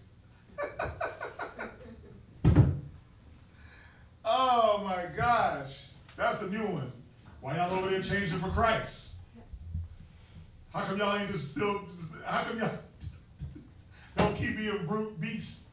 Why y'all over there changing? Man, what they gonna say when somebody says, man, how come you don't go to that Bible school no more? Man, cause they over there changing for Christ. It even makes sense. Read verse 12. Verse 12. Wow. These are spots in your feast. Go ahead. Of charity. When they feast with you. Yeah, see, they're gonna be amongst us. At the feast, Passover, tabernacles, trumpets, they gonna be there. They're gonna be feasting with you, grubbing it up. It's time to eat, girl. Man, I'm hungry. About to give me some of this lamb. Oh, you know they got that good one. You know they got that, yeah, they got that Manischewitz. Right? That Manischewitz. They got that lamb stew, bread bowls, right? They gonna be feasting, but go ahead. Feeding themselves without fear. With not a care in the world. Not a care in the world for anything that's going on around them. Not a care or a fear for the Most High. Read on. Clouds they are without water. Read on. Carried about of wind. Trees whose fruit withereth. You see that? Their fruit withereth. Read. Without fruit. Without fruit. Go ahead. Twice dead. Go ahead. Plucked up by the root. Yeah, they were never rooted in this. So what's going to happen to that tree that doesn't bring forth fruit? Hewn down and cast into the fire. It's plucked up, dead twice, hewn down, cast into the fire. So this person is not going to be around. You see that? Go to 1 John 2:19. What else you got? Dabashaya? 1 John chapter 2, verse 19. I know we went over it yesterday. But I want to understand why do people, I know the world is like this, but we're not supposed to be like this. Right. Because we have the Bible and we know the scriptures and we know the Most High. Right. But why do some people feel as though, like, if I have an issue with you. Yeah. So I got an issue with you. It's just you. Yeah. But I cut everybody off. Like, why do people feel as though they have to do that? Well, because this is the thing. Because I'm associated with you? Well, go to Corinthians 1:10 real quick. Hold where you at. First, 2 Corinthians. Go to 1 Corinthians 1:10. 1 Corinthians chapter 1 and verse 10. Now I beseech you, brethren, by the name of our Lord Yahushua, right, that ye all speak the same thing. So Paul is telling us that we all got to speak the same thing, right? So if you got a problem with me, and you're not dealing with the problem accordingly, guess what's going to happen? When you bring it to the next person, they're going to tell you the same thing. You bring it to the next person, the same thing, because we're all doing what? Read it again. Now I beseech you, brethren, by the name of our Lord Yahushua, that you all speak the same thing. Because we're supposed to be all speaking the same thing. Go ahead. And that there be no divisions among you. And they know there is no division amongst us. Read. But that ye be perfectly. That what? That you be perfectly. See, they see the unity between us. Go ahead. Joined together. Right. They see us joined in the same mind, same judgment. So guess what? It's just like a kid. Think about that bad little kid that got two parents, and he goes to dad. And he's like, Dad, can I get some candy? And dad is like, nah. What's he going to do? He's going to go to mom, because you know moms might be weak. Mom, can I get some candy? And she's like, oh, yeah, son. Take whatever you want. There's division there, right? But guess what? That kid, he goes to Pops. He's like, can I get some candy? He might try it, though. Can I get some candy? Nope. He goes to Mom, can I get some candy? It's automatically, what does your mom say? He said no. Or what did your dad say? He said no, so guess what? It's no. It's the same thing here where If I say something, brother comes to me for counsel, or sister comes for counsel, and I'm like, well, go here, go here, go here, go here. And then it's like, well, I didn't like that. Let me go ask Thou One. If me and Thou One were in the same mind, same judgment, guess what he's going to do? He's going to hit him with the same scripts. It might be a little bit different understanding or more elaborate understanding. But damn, I don't like that. Let me ask Kazakia. Kazak going to come with the same thing. Probably even more fire and more scriptures, right? So when they see that, because this person is avoiding the correction, correction is grievous and then not forsake the way. You see that? So, but you got to understand, it all goes back to their intention. Was their intention ever to change? Read that 1 John chapter 2 and verse 19. 1 John chapter 2 and verse 19. Uh-huh. They went out from us. Right? But they were not of us. Yeah, they were never rooted. This person was never rooted. They went out from us, they were here, but they were never of us. They never ever got what it was to be an Israelite. They thought it was about beards, fringes, long dresses, and cooking meals, and hair wraps. That's what they thought it was about. They were carnal. They didn't see the spirituality behind it, that it was more than just that. There's a brotherhood, there's a sisterhood, there's a unity, there's a bond that has to be forged. You see that? Go ahead.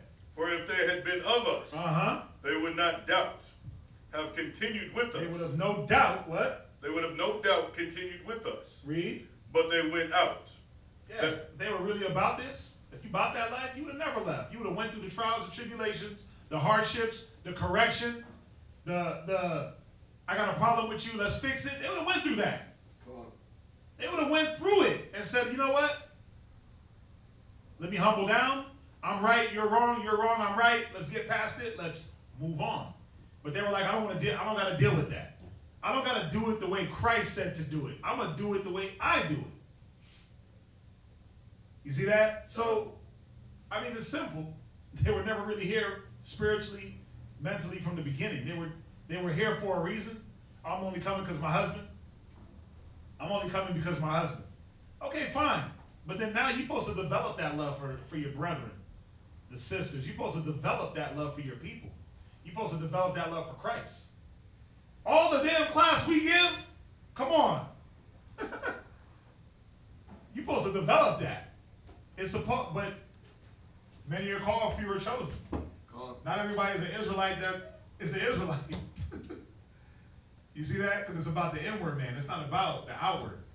So, and that's what we always got to realize. That when there's a friend for his occasion, but when that trial and tribulation come up, that's what's gonna really prove him. A friend is born through adversity. What were you gonna say? I was gonna say it's going through the motions. It's just being robotic with everything. You wake up, you go to class, you know what I mean. You go to the meetings, you sew. Yeah, autopilot. But you're autopiloting, but you're not really there. You're not spiritually connected with it. You don't connect inwardly. You're denying everything. You're against everything. You're long-eyeing people, or you're long-eyeing sisters. You're contrary inside in the root of you. Right. But that person ain't gonna last long anyway. So you just gotta keep your head down, abide in your labor, do what you gotta do. Be charitable, be peaceful, like the scriptures say. If possible, be peaceful with all men. And they'll weed themselves out. The word will cut them out. Going back to Davishai's first question, do some people stay because they feel like they're compelled by the scriptures? Like they know that I can't go out there. I know this that happens to me. If this, Oh yeah. Is that a bad way to think? Or well, it's not a bad way to think if it's the only thing. Like I just don't want to get smashed. Right. So I'm here because then again, where's the love? Right. Where's the compassion? Because after a while that goes away. Right. I don't care. That don't hold a person. And that's not what the Most High wants. He don't want you to do things out of restraint and constraint. Right. You see that? He don't want you to be here because I'm going to smash you. Go to Deuteronomy real quick. Deuteronomy 28. We just went over this the other day. Go to Deuteronomy You know where I want. 28 and 48. 48. No. 46? Come. Yeah, go ahead. See, I listen, I don't want to go out there and get smashed. Because I know what's out there. But is that the only reason why I'm here? No. No, it's not the only reason why I'm here. I understand I got a job to do. I don't want to get smashed. I know if I'm not doing my job, that's what's going to happen. But if my only thought is, I'm going to catch hell, then guess what? After a while, that thought, you're going to be able to settle with catching hell. Because you got some people that's like, yeah, I'll deal with the Most High. I'll deal with the Most High, whatever he brings. I'll deal with it. But then you got people that say, I don't want to deal with that. But that can't be the only thing that compels you. It got to be some love. It got to be some care for your people to say, damn, my people are messed up. Let's get right. That has to be coupled with the fear. Read where you at. Deuteronomy chapter 28 and verse 47. Along with this, go ahead. Because thou servest not the Lord thy God with joyfulness. Wait, with fear? With joyfulness. With being scared to death? With joyfulness. Read. And with gladness of heart. Yeah, see, the Most High wants us to be joy and glad. He don't want you to be the scared puppy in the closet, scared to leave out your house because you know that you're thinking wicked. You're doing all the righteous works, but you're thinking wicked. You're thinking on all. You're not even thinking at all when you do it. Come on, man. There's sisters that's been around forever. They don't need to think when they do a garment. Some sisters can bang out garments in their sleep, right?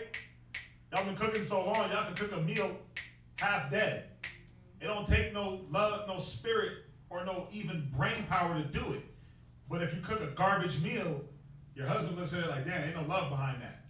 You can see it, ain't no spirit in it. Ain't no joy, ain't no love. Ain't no gladness to do it. See, the Most High don't want that. He don't want that dry autopilot spirit. He wants, read it again. Because thou servest not the Lord thy God with joyfulness and with gladness of heart. Read. For the abundance of all things. Yeah, he wants us to serve him with joyfulness and with gladness of heart. Not just, oh yeah, I did that. I did that. Nah, he wants that joy and gladness. What's up? So, is that also like saying, like in this scripture, where it says for the abundance of all things? So instead of being so focused on the negative, like, oh, you're going to get smashed if you're out in the world, but thinking about all the good that the Most High is giving you. Yeah, and that's the thing. See, people thought, yeah, you worried about how you gonna get punished, but not worried about how you gonna get saved, and the right way of doing it. And that's, I mean, it's not a good way to think. I never thought that was a good way to think. Like, I'm just here so I don't get punished. Because guess what? That's a punishment in itself. Because then now you're made to do things that you really don't want to do. Now your mind is not 100% willing to endure, because people leave anyway. You end up all you're doing is torturing yourself. It's like, if you don't want to be here, don't be here. Don't be forced to think, or don't think that you're being forced to be here, because it's the trials. Again, the word is going to cause that separation. The trials, the tribulation is going to go to. Give me the one where it says a friend is born through adversity. That's in the Apocrypha, right? Ecclesiastes.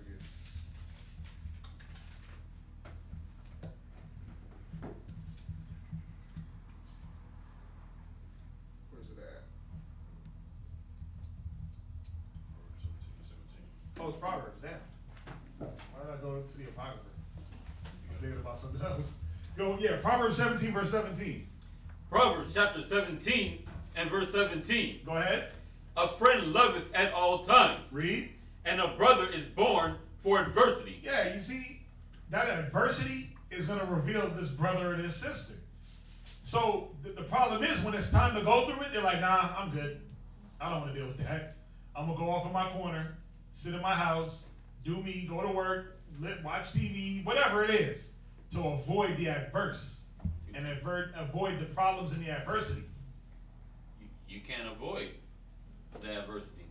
Well, you can't. You can't, because some way, somehow, the Most High is going to get you. he's going to get you to have to go through what you need to go through to see it. That it's not about who you with. It's about the thought. You see that? It's not about who you're around. The reason why you are around is that when a person's going through something, you're there for them. Woe to the man that's left alone.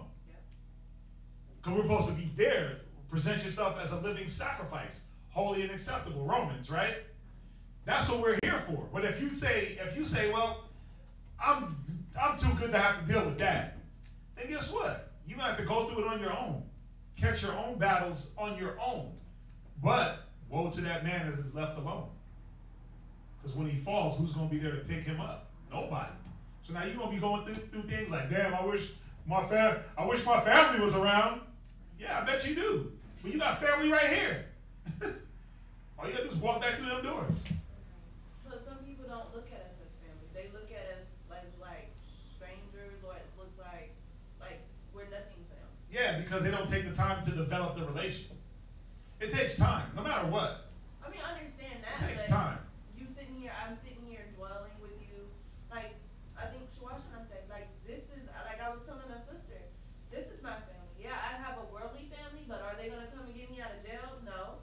Nope. If I get in trouble, if something happened, if I get sick, nobody, they're not going to come. Right. I know for sure that somebody here is going to come. But them, it's just like, oh, I can't, I got stuff I need. Yeah, put your family on a group text and be like, I need this. They'll be like, Nobody gonna answer. crickets. But we got the group text. It's like, somebody needs this, somebody needs this person needs this. It's like, everybody's jumping to help. Some more reluctant than others because you have that, no matter what. Some people just don't answer because they're busy. Whatever the case, but the point is, yes. But that's why Christ said, who are my brethren? Who are my sister, my father, my brother, my sister, my mother? Those that do the work with me. Those that work and labor amongst me. So that's what, again, the person that this type of spirit we're dealing with, their intention never changed to understand. They heard the word, they heard a good word, but they understand it not. They didn't understand that. Who are my brethren? Those that labor amongst me. Who is my sister? Who is my mother, my father? They didn't understand that. They were still holding on to worldly aspects and the worldly outlook. They never change. But again, if they're looking at a person that's changing and it's bad, then there's something wrong with them anyway. Right. There's a defect in them. Now, went on my tangent. But no, you understand that though? That makes sense? Thank you. Any other questions?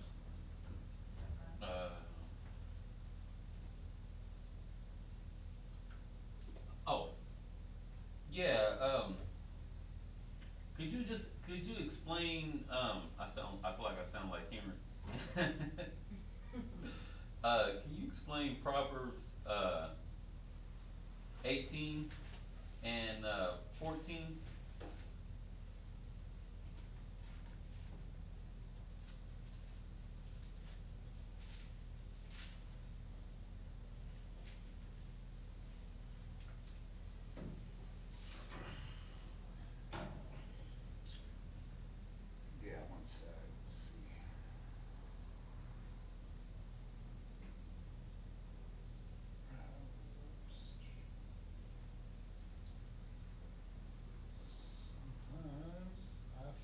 Like a motherless child.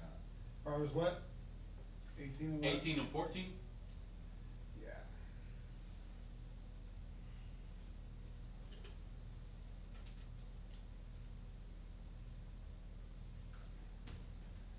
So, I'll read it for me. Proverbs chapter 18 and verse 14. The spirit of a man will sustain his infirmity. Right. But okay, go ahead. But a wounded spirit who can bear?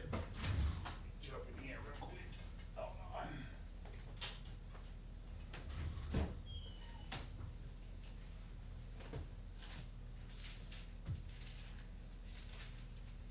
Proverbs, right? Come.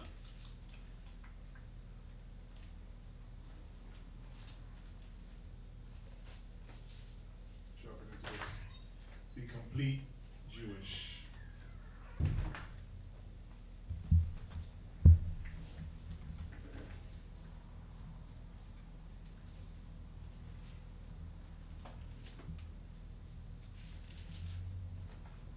18 and 14. Let's see.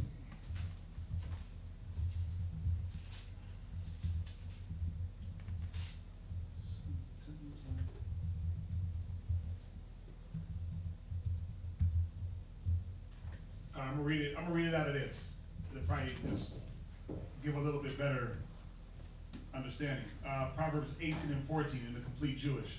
It says, "A person's spirit can sustain him when ill." Right? You get that so far? A person's spirit can sustain him while ill, but a crushed spirit who can bear it. So, man, how do you? That's not talking, and I know it's not talking about like this, like I got the flu type of No, because illness. it's your spirit. Right. Right. It's your spirit.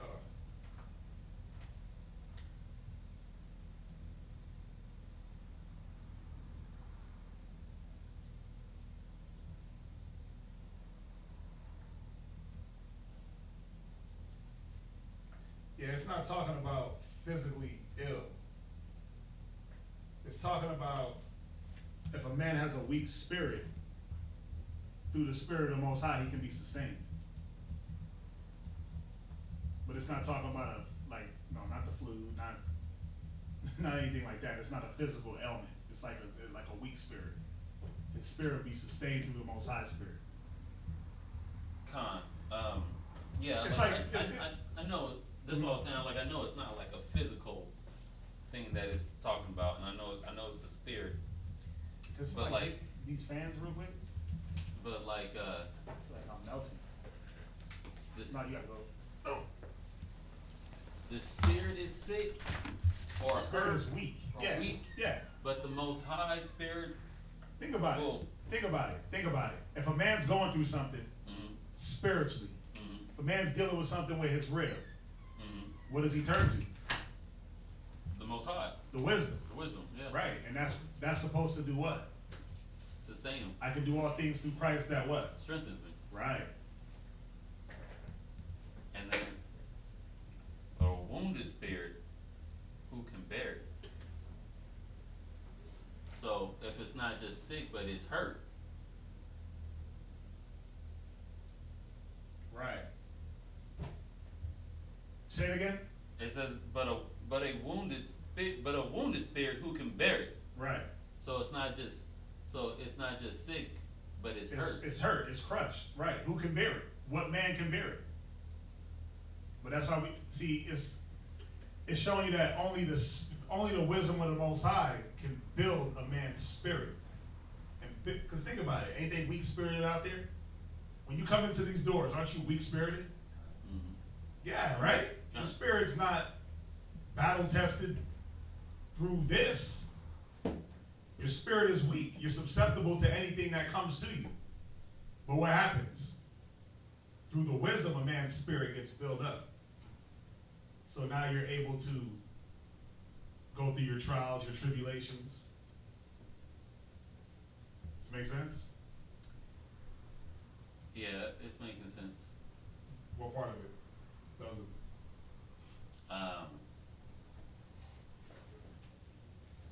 Just if it's wounded, who can bear it? Like, Right. does that mean? Like, what man can bear that? What man is gonna fix that? No man can fix it. No man can fix it. Only the wisdom of the Most High can fix it. Come, You see that? come. It's just like when you read in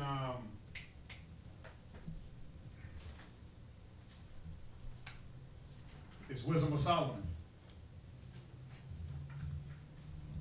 It's Wisdom of Solomon.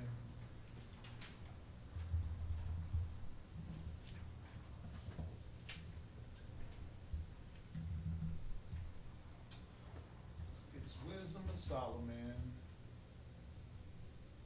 One sec.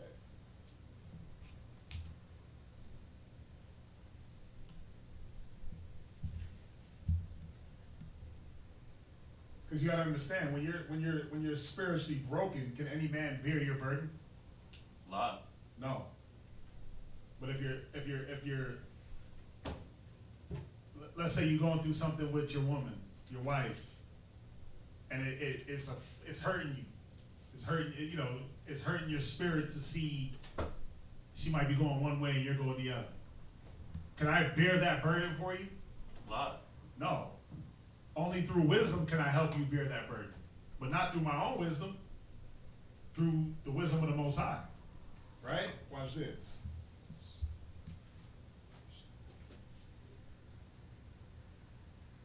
Go to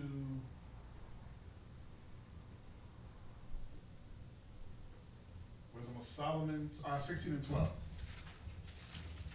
Wisdom of Solomon, chapter 16 and verse 12. Uh-huh. For it was neither herb nor Mollifying plaster. mollifying plaster Right. that restored them to health. Right. So this is a person that's sick. Right? Go ahead. Mollifying plaster that restored them to health, but thy word. But thy what? But thy word. See, the word. Read. O Lord, Uh-huh. which healeth all things. You see that? The word heals everything. It heals the spirit and it heals the carnal. You see that? Come. Think about it. A person is, let's just deal with the physical. A person's got bad eating habits. They eat no type of defiled foods. What happens? They read the word, let me stop eating pork, shrimp, crab, lobster. What happens? Carnally, they get better. Then they start feeling better spiritually. Start feeling lighter on your toes. But if you're going through something, men through the wisdom help you get through it and build your spirit up for you to go through the battles. But a wounded spirit, who can bear it? Like I can't bear your wounded spirit.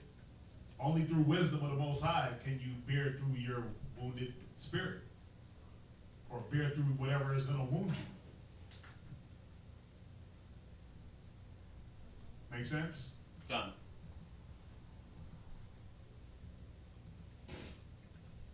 Are there any other scriptures that can go with that? Yeah, let me see.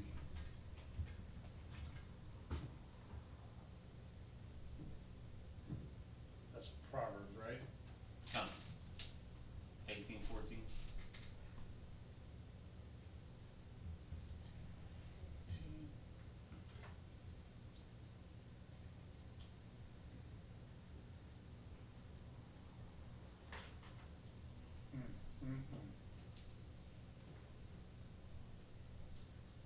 I'll find some for you. Oh, here it is. You go to so go to 2 Corinthians. 2 Corinthians 12 and 9. 2 Corinthians chapter 12 and verse 9. So who is this talking about? Paul, right? John. Paul had a little ailment, right? John. And Paul was begging the Most High to remove it from him, right? God. But read it. 2 Corinthians chapter 12 and verse 9. Uh-huh. And he said unto me, my grace is sufficient for thee. Go ahead. For my strength is made perfect in weakness. Go ahead. Most gladly, therefore, will I rather glory in my infirmities. Go ahead. That the power of Christ may rest upon me. Yeah, see, the wisdom, the power of Christ is coming through the wisdom for you to bear your infirmities. Go ahead. Therefore, I take pleasure in my infirmities. Go ahead. In reproaches, Go in ahead. necessities, in persecutions, in distress, for Christ's sake. Go to Romans 8:31. Romans chapter 8 and verse 31. What ahead. shall we say? What shall we say to these things? If God be for us, who can be against us? Go ahead. Jump to where you at? Verse 31. About to go to 32, sir. Jump down to verse 37. Verse 37. Nay, in all these things we are more than conquerors through him that loved us. Yeah, so it's showing you that we can get through anything. Philippians 4:13. I can do all things through Christ who strengthens me. Philippians. Yeah, you don't have to get right down. But yeah, you see that? Come.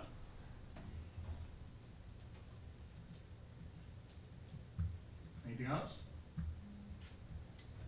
Wow. All right. Well, let's get in. Let's get in there. So the title of the class, we're going to get into the class if there's no other questions. There's nothing online. The title of the class, Flee Youthful Lusts. What are some youthful lusts? What are some things that men and women get into in their, and people say, oh, he was young. That was shy. Drugs, right? What else? Sex, right? What else? Lacking understanding. They lack understanding through their youth. That's a good one. Right? They don't want to listen to counsel. They don't want to take counsel. They don't want to listen. What are some other things that men do in their youth? They blame it on youth. It's like, oh, he's like that, man. He's just young. Oh, sleeping around. Yeah, sex, sleeping around. Don't know how to deal with women, right? Doing things in excess. Doing things in no moderation. Why? So let me ask you this. When is it supposed to change? What is the age where a man is no longer young? You said what? Isn't it 12? That's when a man is supposed to be a man. But when, think about what I'm saying. What age does it consider where a man is no longer a youth? 18. You're legal. By this standard, right? Yeah. You're 18. Well, really, does it take like, oh, he's 18, he needs to chill. He's 30, he needs to chill. Because youthful lust, you got a lot of 80-year-old kids, 50-year-old kids, right? Jay-Z's a big 47-year-old kid, 50-year-old kid. Dresses, well, you said I'm young because I'm 22, dressed like I'm 18, right? Because it's here. It's not about your age. A man can be a man at 12, literally, if he did what? If he applied himself in his mind, right? Go to Ecclesiastes. Go to Ecclesiastes 11 and verse 9. Ecclesiastes 11 and verse 9.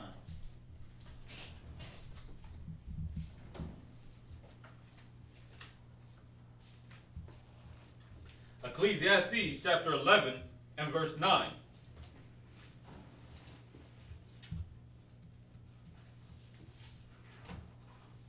See, this is what a young man, this is the black man's problem. This is the black and Hispanic man's problem. They blame everything on youth. Oh, I'm young. I'm young, wild and free. Yeah. Right? That's a song, ain't it? No, that's a saying. You only live once. I'm young, wild, and I'm free. I'm just trying to get it in where I fit in. So you royal. The women do it too. Yeah, women too. The men and women do it too.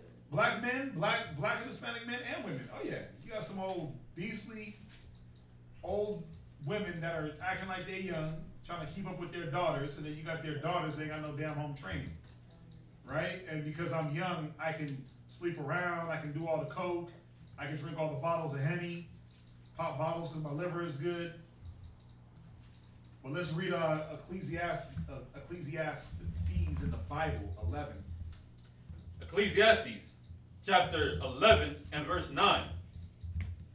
Rejoice, O young man, in thy youth, Right? and let thy heart cheer thee in the days of thy youth, and walk in the ways of thine heart. Right, you see, this young man, he's walking in the ways of his heart. And that's what a lot of young people do. They walk in the ways that they see fit. Because I'm young, because of my age. I'm not 18 yet, so I'm going to just make all the mistakes. I'm not 30 yet, so I'm going to make all the mistakes. What's up? But people that think that they're doing this stuff in their young age or, teenage years, or I'm 20, I'm not 30 yet, they don't realize that all the stuff that they do in their youth, eventually it catches up with them when they get older. Them having multiple kids with multiple women's, and you find out that you got kids, or you find out you sleeping around and you doing all these drugs and stuff, and you find out you have diseases and all this stuff.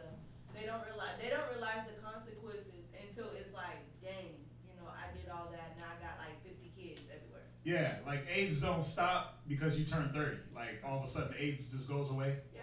It's like, oh, you 30 now, but you had AIDS when you was 18? Yeah, AIDS, it stops at 30. Hell nah. Like herpes just goes away when you turn 30. Or when you turn 18, or when you finally decide that let me do right. Yeah. The herpes is just going to just go away. Yeah. No. But see, that's the problem with a man in his youth that doesn't deal with wisdom. This is how he's thinking. Read on. And in the sight of thine eyes. See, he's walking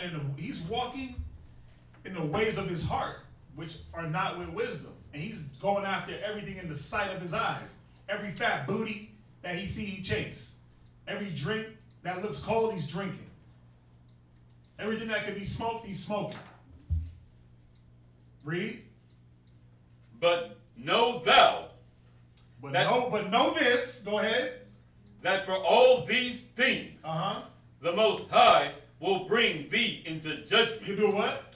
Bring thee into judgment. Yeah, all the things you did in your early age, the Most High is going to judge you for it. Whether it be if you slept around with 50 different men, now you know why you got 50 different kids, by 50 different men.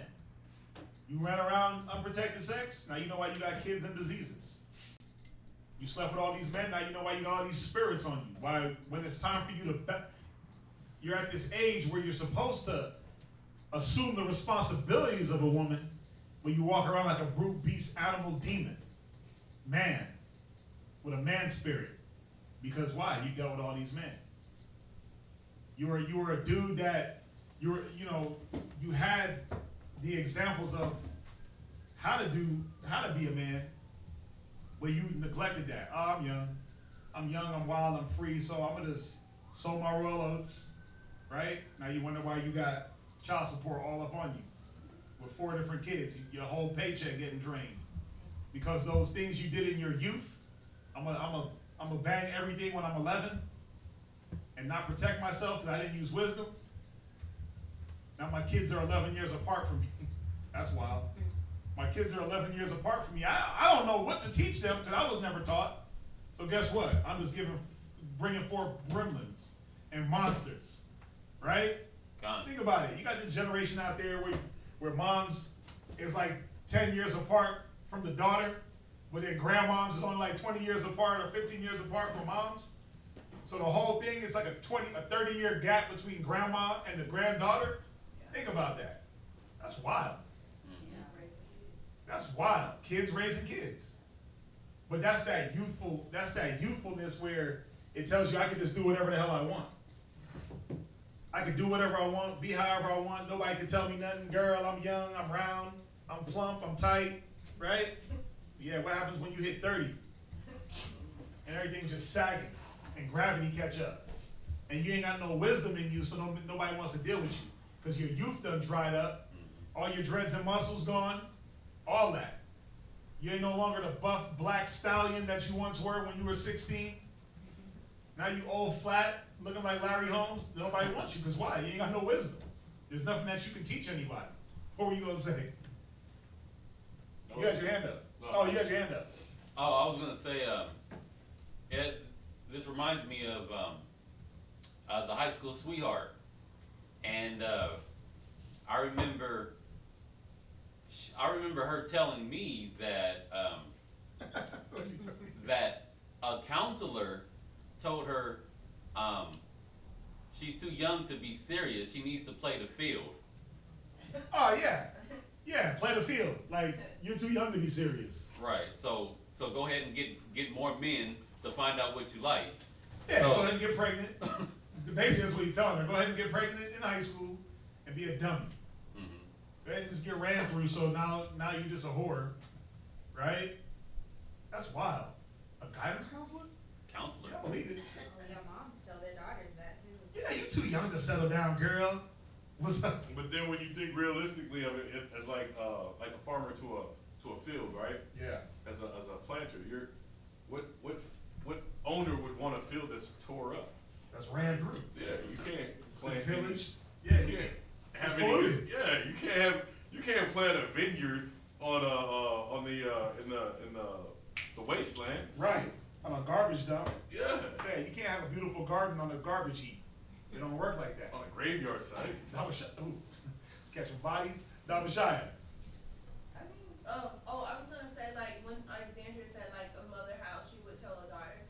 I mean, my example would be, like, my dad told me, like, this is why sometimes I don't talk to him, but he was like, if you don't want to be married, you know, you don't have to be married. I'm like, why, why would you tell your daughter that when I'm looking at your example as a man that didn't have 2 kids with a woman, didn't marry her, and now you're, like, on your 4th legal marriage? Like, Yeah. why would I take your advice? Because he's still a big kid in wisdom.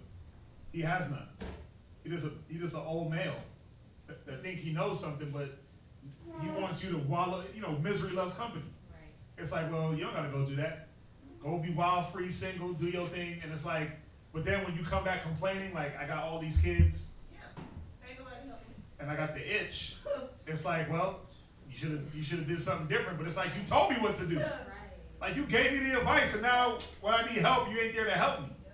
But that's the problem with the world. It's like, yeah, go do all the crap and all the filthy things and just go be a kid. But guess what? They never have the remedy to help you when it's time for you to grow the hell up or to fix the problems that kids come back with.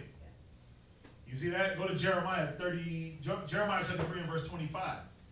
You said 3 and 25? Jeremiah 3 and 25. Jeremiah chapter 3 and verse 25. Go ahead. We lie down in our shame, Right. Go ahead. and our confusion converteth us. Yeah, because these children that run after their lusts, they're confused. They're confused and they're shamed because of all the things that they've done, running after the side of their eyes, running in the ways of their heart without wisdom. Now they're in confusion and they're shamed. It's like, damn, girl. It's like, you see it all the time, man. You got the mom with her daughter, and you like, how old is she? And you look at the mom like, damn, she's at least 21. And you look, and the daughter's 10. Like, wait a minute. And she's scared to tell you like how old her daughter is because she'll think you start doing the math. Like, damn, you had her when you were 11? And she's like, yeah, I made some mistakes. I know. It's like some mistakes. Like, damn. That old child. Yeah. You know, they get all shameful. Ugh. They get all, we see it all the time. You play, instead of playing hide and seek, you play hide and go get it. Hide and go get it, right? Read on. Come on, man, read. Slide. And converteth us. Uh-huh. For we have sinned against the Most High. Right, because we are sinning against the Most High. Go ahead. We and our fathers. Read. From our youth. Right, from our what? From our youth. Read on. Even unto this day. Read. And have not obeyed the voice of the Lord God. Yeah, because without wisdom in your youth, you're going to obey yourself. You're going to obey yourself and what you feel. You're going to go after what you feel. Like, I feel like hitting the blunt today. That's what I'm going to do. I feel like having sex with anyone that's willing to have sex. So that's what you're going to do. I feel like getting drunk into oblivion. So that's what you're going to do. But the problem is, or the question is, when the hell do you wise up and say, I don't need to chase every piece of ass that's in front of me. I don't need to drink every single drink that's in front of me. My drink, his drink. Oh man, pour some of that in my cup. Let me get some. Like, when does that change? When do you say, damn, let me have some moderation? When do these thoughts come into a man's head? When is it supposed to happen?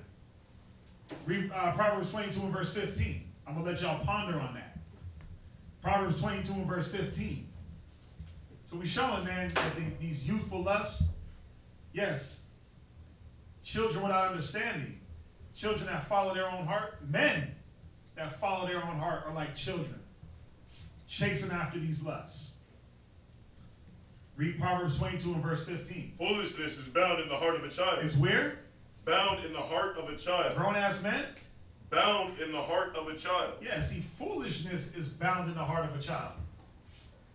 But see, there has to be someone there to show these children, right? Train up a child in the way that you should have him, and he shall not depart from it. See, if you train up a child in wisdom, he's going to grow up in wisdom. But if there's nobody to set the bounds for a child, guess what he's going to do? He's going to be foolish. But see, the problem is you got a lot of grown-ass men that are foolish. You got a lot of grown women And when I say grown, they're past the age of 18, 19, 20, 21. You're legal in every society. You can sign documents, you can do whatever. But why is your age not adding up? Like what did Prince say? Act your age, not your shoe size. But why is your age so high of a number? You know, in this society, 21 is old or old enough to make decisions. But how come your thinking don't match up? How come you still read it again? Foolishness is bound in the heart of a child. How come you have that foolish child's mentality? Because children, in a minute, what's up? What were you gonna say? I was gonna say, some people, they don't want to grow up, and even if they, You said what? some people don't want to grow up. I don't want to grow up. I'm a Toys R Us kid. There's a million little booties and drinks that I could play with, right? Right. Some people don't want to do what? They don't want to grow up, and even like say these people that have made those mistakes when they were younger, having kids at 16 and doing all this, and a lot of people would say, "Well, I didn't raise my kid, and now that they're grown and stuff, now it's time for me." You know what the sad part is? Think about the people that got wisdom and they're still stuck in fat booty mode, drink mode, TV mode, food mode, I'm gonna do me mode. Think about that. Think about that. Y'all ever think about, you got the knowledge and you know what you gotta do, but you're stuck in the things that they don't propel you. You're stuck in the things that don't allow you to grow. Think about that. Think about that mind. Because it's easy for them to be stuck in big ass kid mode, right? These grown ass men walk around, they got diapers on. They rely on their mamas till they 50. My mama said, right? You 50 years old talking about my mama said. Right? I gotta go ask my mama and them. My mama and them. Right? These grown ass women running around like little chickens, head popping like little kids, right? Pointing the finger, accusing, all these things. It's easy for them. We understand them because that's what they're supposed to do. They don't got no knowledge. But what about the ones that got the knowledge and it's like, sis, why are you still doing that? That's why are you still talking like that or acting like that? That's a child. Why are you still in your child mentality? Bro, why are you always about the chasing the lust? Why not chase the spirit? It's another question to think, ponder. Go to Proverbs 7:7. Proverbs chapter 7, verse 7. See, the problem is, a man that's in his child mind, he doesn't use wisdom, obviously. He's not using wisdom. So now when it comes to critical decision making, what type of woman am I going to pick? What type of man, if it's a woman, what type of man am I going to be with? How am I going to raise my kids? How is my moderation going to be? They don't use wisdom in anything. So they're overboard. They're always one-sided. They're unbalanced, right? They're always having problems. Why? Because their decision making wasn't up to par in wisdom. Read Proverbs 7 and verse 7. And beheld among the simple ones. He was a what? The simple ones. Yeah, see, because he's simple, simple-minded. This woman, this man, they're simple-minded. They don't look past 5 feet in front of their face. They don't look past anything spiritual. It's all about carnal and now. Not let me store up spiritual things. Let me put my treasures in heaven.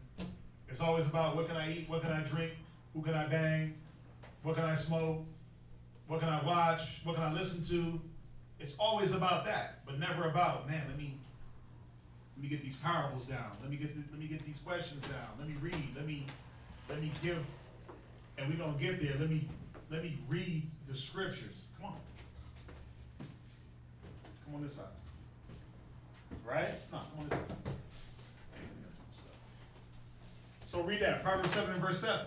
And beheld among the simple ones, I discerned among the youths. Right? He was a what? The youths. She's a what? Youth. Why? Read. A young man, void of understanding. Yeah. Void of understanding. Just because you're young don't mean you have to be. That's the thing. But it's about what you're giving yourself to, you know?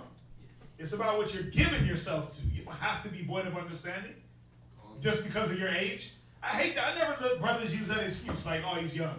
Screw that. Screw that. Because guess what? It didn't take you 100 years to figure out how to roll a blunt tight. It didn't take you all this time. It didn't take you 100 years to how to figure out how to roll a blunt without leaving any creases and without dropping the weed. It didn't take you 100 years to learn how to get drunk the most effective way, how many beers I need to reach my maximum drunkenness. But how come it's taking you 100 years to figure out, let me study? Come up here. Why is it taking all that time? Because it's about what you're chasing. See, a young man void of understanding is going to chase his lust. He's going to chase the things that he wants to chase. Y'all get that? Space for this, bro. Where we at? Read it again. Proverbs chapter 7 and verse 7. Go ahead. And beheld among the simple ones, I discerned. See, and he's simple. His mind. His mind is simple. It's easy to break him down. It's easy to break him down and show him, look, you're simple-minded. Your thoughts are simple. The sister, it's easy to break her down. Because you're not thinking on anything that's complex or spiritual. It's all about, let me feed my lust. Read on. Okay. Among the youths. Go ahead. A young man void of understanding. Y'all see that, right? Go to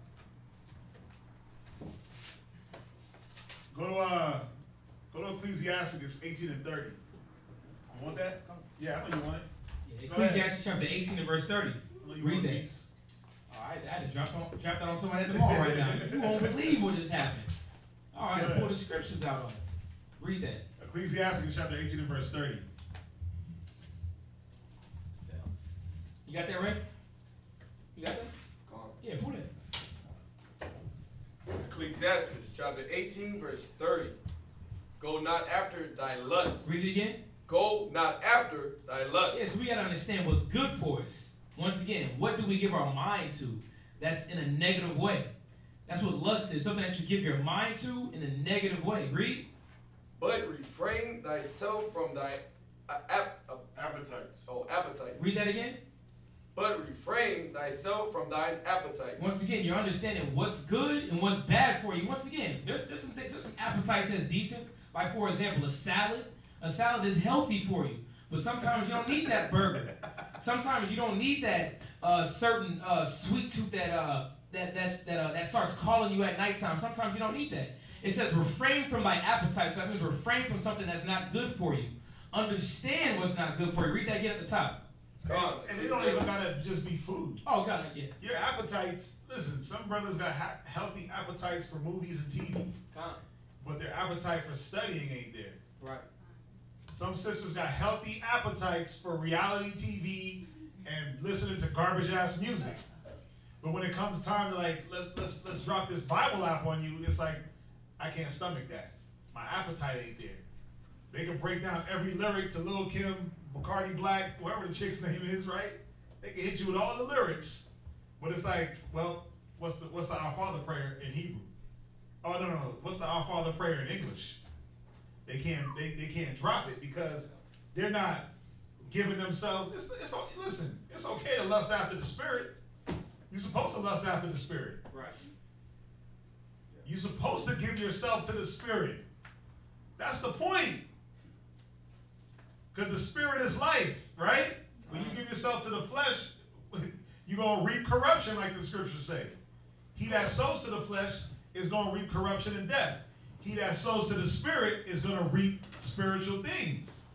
So you're supposed to lust for and try to covet the spiritual. Right. But the balance got to be there too.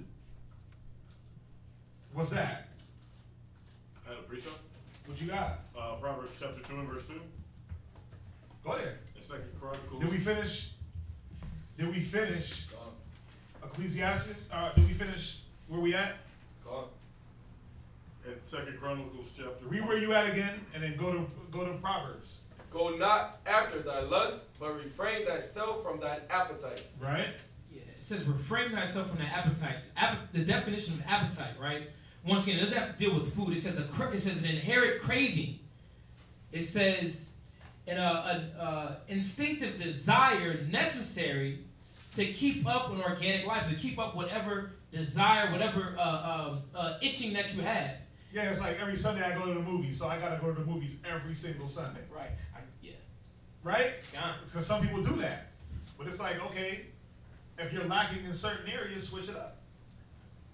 If you're lacking spiritually, well, time to study every Sunday. If that's your time. You know, the craving don't gotta always be carnal. That's the thing. That's where the balance comes in and understanding. Listen, the scriptures say examine yourself. That's where a brother or a sister or a person gotta come back and look at themselves and say, where am I insufficient? Where are my deficiencies? Where are my deficiencies? What am I giving myself to? Because it's gonna show. If you want to be in this realm, it's gonna show. What you have? It's not off the point, right? What is it? Proverbs 2:2. Read it. It says, so that thou art inclined, so that thou incline thy ear unto wisdom, Right. and apply thy heart to understanding. Why'd you pull that one? So, because you're talking about, you posed a question about, and going towards the topic of this man who has these lustful tendencies, these actions, because he's void of understanding. Right. And he's given himself to know all these carnal things to feed his body, to feed his flesh, or her, right? But instead you got to go the opposite route. You have to incline your mind. That means you're bowing down. You're dedicating yourself. When it's talking about inclining, Right. You're inclining yourself to do the opposite of everything the body tells you to do, but you're doing it for the spirit. Right. Because instead of binging on TV, you can binge on books, on the scriptures. Yeah, have a lust for reading. That's the thing. You can lust for reading things that are going to be spiritual, because you got people that lust. I love reading the sex novels, right? And it's like, that's garbage too. You defeat the whole purpose. See, if you're going to give yourself to something, why not give yourself over to something that's going to spiritually build you? That's the whole point. It's about spiritual growth. Because you can sit back and read the novels all day, and they're not giving you nothing except for sex on paper. That's it. You know what I'm saying? That's all it is. It's not spiritually enhancing. It's not a benefit. Go to 1 Peter 4:3.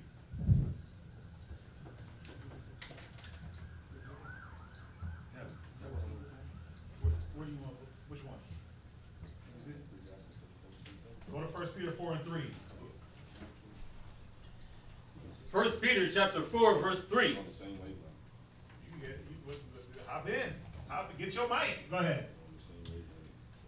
1 Peter 4:3. 1 Peter chapter 4 and verse 3. Right? For the time past of our life may suffice us to have wrought the will of the Gentiles. Go ahead. When we walk in lasciviousness. Yeah, see, in past time, you was before you got here, before you walked through the doors, you was living like a Gentile, just doing whatever came to mind. Oh, let's go here, let's do here, let's smoke this, let's hit this, let's stick that, let's drink this, right? Let's watch this. There was no filter. Go ahead. Lust, excessive of see, wine. when you walk in lasciviousness and lust, somebody look up lasciviousness. See, when you were the party animal, when you were the life of the party, back in your all day,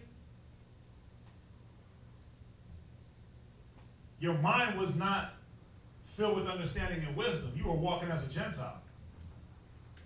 You were given into the Gentile carnalities. It says in lust, Right? Go ahead. Excess of Yeah, wine. when you were just getting hammered out your mind. You would drink and drink like a fish and then stumble all around the room like an oaf. Wake up like, damn, what happened? You black out, all that weird stuff. Wake up with like little penises drawn on your forehead because you hung out with the wrong crowd. There's all types of weird stuff happened while you were drinking. Go ahead. What you got for lascivious? I got lasciviousness, irregular indulgence of animal desires. Damn. Yeah, you just like irregularly indulged. Everything became an animal desire because you had no filter. Comes beastly. You had no moderation. So everything just became animalistic. The way you ate, the way you thought, the way you looked at things, the amount of the things you did was just unseemly. It's like, damn. You binged on everything. Everything was binge drinking, binge watching, binge smoking. I'm a binge smoker. I'm a binge drinker. I'm a binge porn watcher. Everything you binged on to the point of no return, to where it was like, damn. Only the Gentiles think like this. Only a man that doesn't have the Most High thinks like this. See, this was supposed to be times past as a child. But coming into the wisdom, you're supposed to put these things off. Go ahead. Revelings. Go ahead. Banquets. Banquetings. All the wine and party. Right? Go ahead. And abominable idolatries. That's wild, man. Abominable idolatries. I can't even think of them. Man, there's so many. But think about the things that men and women give themselves to. And hold that up as their God. You know, you got some people that, listen, I like superheroes. He likes superheroes. You like superheroes. But you got men that really give themselves, they are the superhero now. Yeah, I'm a Power Ranger, I'm Batman, I'm Superman. I am Superman. I am Clark. Like, no, you're not. You ain't Batman. I always joke with you. I'm Batman, damn it. No. Right? You never seen Batman and me in the same room. Is that how it goes? Is that how it goes? You never see me and Batman in the same room.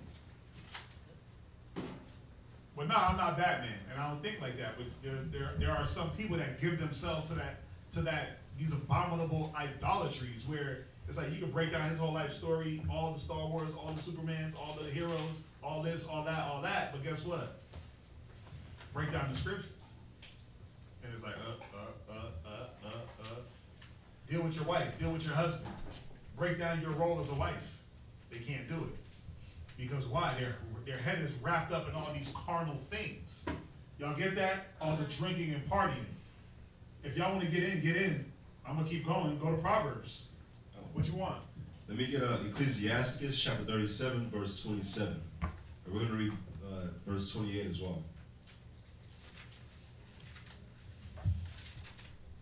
Real quick. Ecclesiastes chapter 37 and verse 27. Go ahead.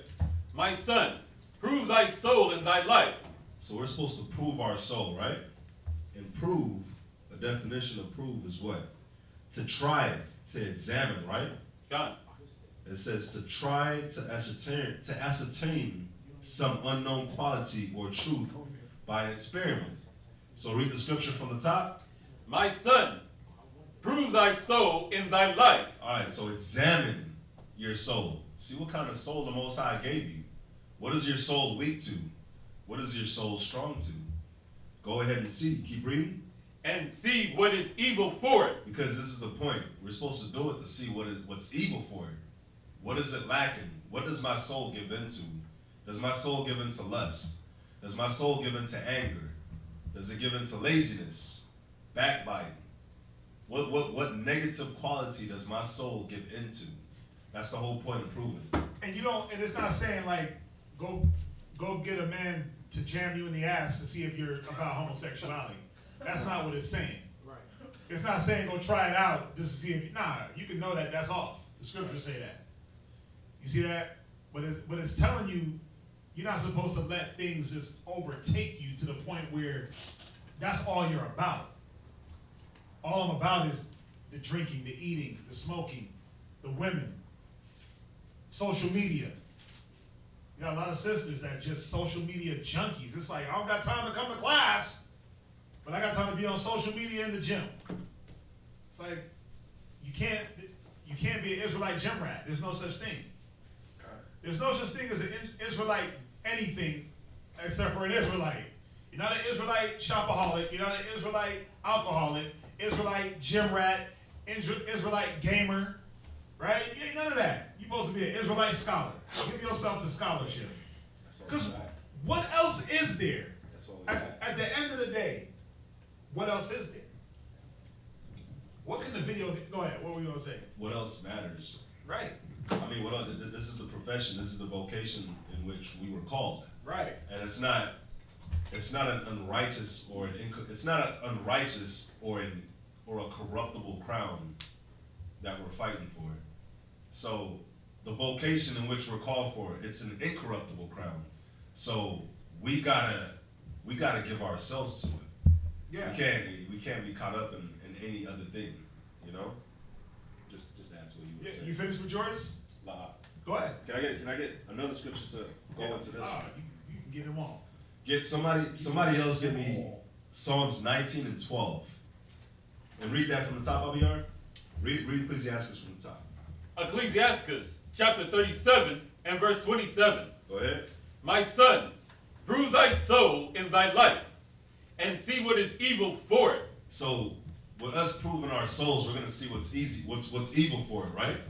What's negative for our soul. Go ahead. Now, what I like about it says, my son. So this individual already knows the laws and statutes of the Most High. Yeah. Check this out. This definition says this. It says to give demonstration of by action. So what does that mean? That means that this individual, what he knows in his mind and what he's learned, now he's going to put the action on the streets. Once again, this is a school. When we come together, we already understand that we're learning how to be better men and women, right? Right. It's saying, my son, prove thy soul. Listen, prove yourself out here in the streets.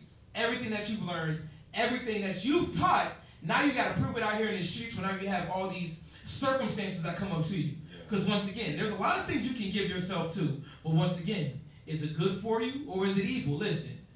No, right. I like what you're saying because it's like, okay, I'm dealing with problems at home. Am I going to drink myself into oblivion? Right. Or am I going to use the wisdom and counsel? Indeed. You see that? So that's what it's showing. When it's telling you to use the things that you've learned. A lot of people abandon what they've learned. Think about it. You got the cat that learns karate, right? He gets into a fight. He just turns into the slapper. He gonna lose the fight because he abandoned his technique. Right. He abandoned what he learned. I got one definition to go with that. It says to show. Once again, this is the definition of prove. It says to show, to have the character or ability expected of one. So this, show your abilities. Once again, this individual obviously has some type of character, has some ability to deal with things, has the knowledge. But let's see if he's actually can do what he's been taught and do what he's been what he preaches. Let's see if he's a doer of the word and not a hearer only. It says deceiving his own self, especially through one's actions. Yeah, that's beautiful. So it's showing you that you got to do the word. You can't just be about it like I'm about it. And then when it's time for you to apply it, it's like, I don't know how to do that. Right? Go ahead, lock her out. Oh, somebody read that Psalms 19 and 12. So like we were saying, we have to prove our souls, right? We have to see what's good for it, see what's bad for it, right? And a lot of times, how do you find out what's bad for your soul?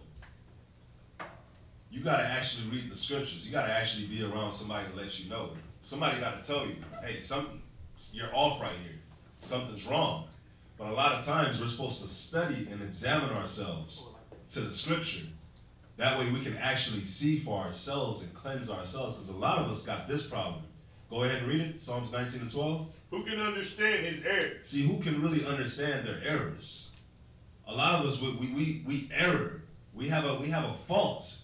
We don't even know. A lot of us, that's why it's a question. It's a question mark. He says, who can understand his errors?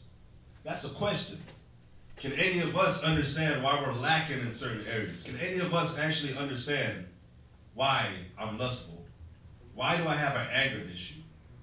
A lot of us don't. So how do we find that? How are we able? Oh, it's Psalms 19 and 12. How are we able to find that error? Keep reading. Cleanse thou me from secret faults. Because see, it's a secret fault. A lot of our faults we don't even know. Somebody has to tell us. Somebody has to tell us, look, the person you're going to for counsel, that person's trash. A lot of times we don't even know. We don't know where to go for counsel. We didn't know we had a lust spirit. We didn't know we lacked confidence. We didn't know we overindulge in certain things. So a lot of it is a secret fault. But that's why it says to prove your soul. You have to prove yourself, because that's how you're going to find these secret faults. Because who wants to really live with a secret fault? Who's trying not to be perfect? Nobody. Nobody. So that's why it's saying to prove your soul, to see. You got to try yourself to see, well, damn, where am I lacking at? You got to put yourself in positions to see, damn, what am I lacking at? What am I not doing? Because a lot of times we feel like we're doing everything all right. A lot of times we feel like we're doing everything perfectly, you know? And you know what's wild about that is that secret fault, a man might know, and he might just be hiding it. That's the thing too, where a man knows his fault, a woman knows her fault, but they don't want to accept it. They try to, because what are they doing? I know I got a fault. I know I got an issue. What I'm gonna do? I'm a comfort eat. I'm a comfort drink. I'm a comfort smoke. I'm a comfort video game. They do all these things to comfort themselves and take their mind out of where it's supposed to be. So guess what? Now it's no longer an issue until it pops up again. I'm gonna deal with it when it pops up, and I'll find some way to weasel out of it. You see that? But in the meantime, I'm a video game, TV, food, bad music, right? I'm gonna give myself sex, all the comic books in the world. I'm gonna give myself to everything that don't matter. Social media, garbage counsel, like you said. Some people lust to hear smooth words. They lust to hear and to be sympathized with. They don't want to hear the truth, so they go to the people they know is just gonna give them the smooth sayings. No, I don't need it. Right? Or to be in conversations that don't matter. Or to be in conversations that don't matter. They just want to, they lust to be those itchy-eared sisters that just go house to house doing what? Just gossiping. Some people love that. Some people love that. Go to Titus 3:3. Okay, you finish this? Oh yeah, go ahead. Hey. Go ahead. I'm just letting read. Can you finish Ecclesiastes 37 and 27? And then read 28. Just read it through. Ecclesiastes chapter 37, verse 27. Go ahead. My son, prove thy soul in thy life, and see what is evil for it, and give not unto it. For all things are not profitable for all men, neither hath every soul pleasure in everything. There we go. So all souls won't have the same issues, and all souls won't have the same pleasures. Some of us can handle video games, some of us can't. Some of us can handle working at the mall in front of Victoria's Secrets. Right. And some of us can't. Right. Some of us can handle their drink, some can't. Yeah. It's not all pleasure for everybody. Some people some people don't want to eat meat. But some people, that's all they need, that's all they want to do. Is eat everything. Good. So it's showing you that, it's like Paul said, all things are lawful, but not expedient, and I'll not be brought under the power of any. See, Paul didn't let anything take him away from what he had to do. Paul had to eat, Paul had to drink, Paul had to look at women, they were around, right? But he said, listen, all things are lawful, but not all things are expedient. All things are lawful for me, but I will not be brought under the power of any. Ain't nothing gonna control me but Christ. I'm a prisoner for Christ. See, but a child, he's not gonna adopt that mentality. A man in a child mind, he's not gonna adopt that mentality.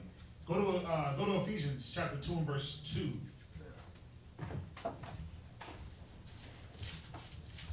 We're gonna go a little bit over.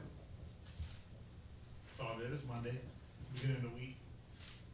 A little extra 15. Ephesians chapter 2 and verse 2. There's three individuals. Come on, gentlemen. Ephesians 2 and 2. Wherein time past you walked according to the course of this world. See, the time passed when you walked according to the course of this world. The time passed when you walked as a Gentile and did what Gentiles did. Go ahead. According to the prince of the power of the air. Go ahead. The spirit that now worketh in the children of disobedience. Yeah, see, there was a time when you walked as a disobedient child, where you didn't give a damn about what you were doing, who you affected. You just did you.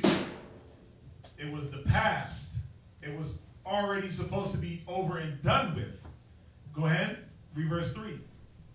Among whom also we all had our conversation in times past, in the lust of our flesh. Yeah, see, among also you had your conversations like who you gonna hit, what you gonna smoke, I'm about to get this, I'm about to drink this, right? Go ahead. In the lust of the flesh, fulfilling the desires of the flesh and of the mind. Right, there was a time when you did all that.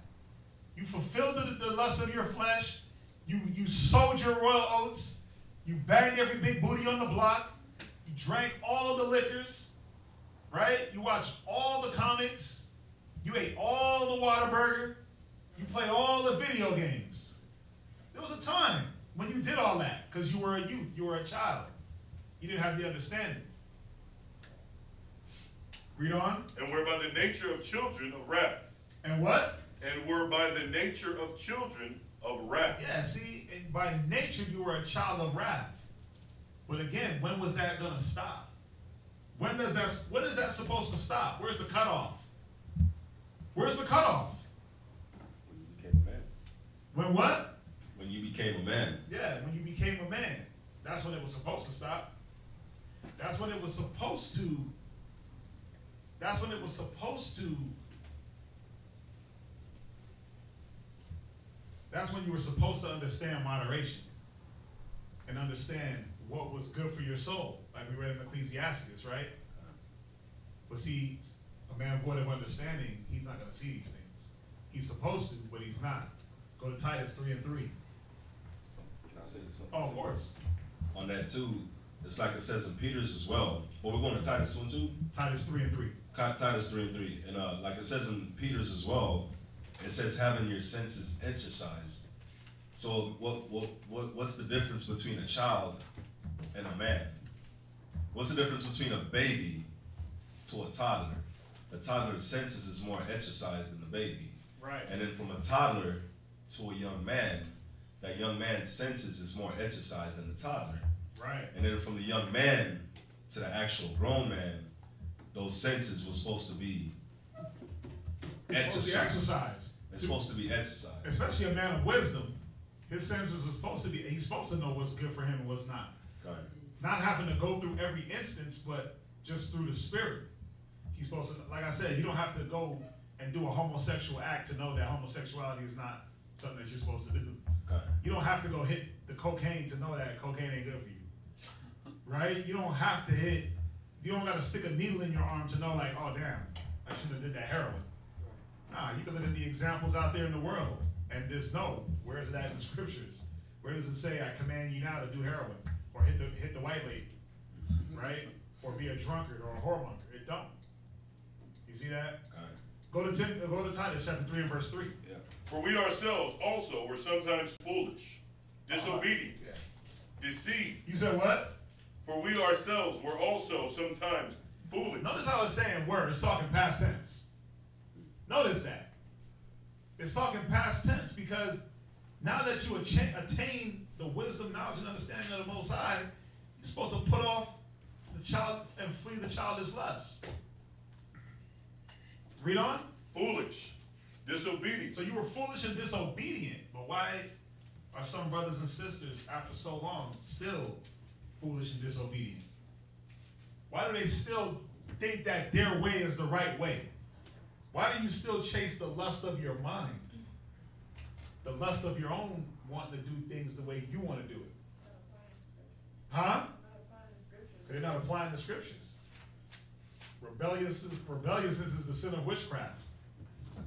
Read on. Deceived. Yeah, you're being deceived thinking that your way is right. Thinking that the liquor is going to solve the problems, or the drugs are going to solve the problems. Or you got these women that have been molested, and they're like, yeah, the more men I sleep with, the easier it is to deal with. I got molested. It's like, that's backwards as hell. Right. Or I've been molested by a man, so guess what? Now I can't deal with any man, I'm going to be a lesbian. That don't make sense. Your way ain't right. Deceived, go ahead. Serving diverse lust. Uh-huh. And pleasure. And what else? And pleasure. And what? Pleasure. Yeah, it's all about their pleasure. See, that's how it was supposed to be back in the day when you were a child. It ain't about your pleasure now. Not in this realm, not in the spiritual realm. It's not about what you want. It's about what's needed and what's necessary. Y'all get that? God. Go ahead. Living in malice. Living in what? Malice. Yeah. Hatred.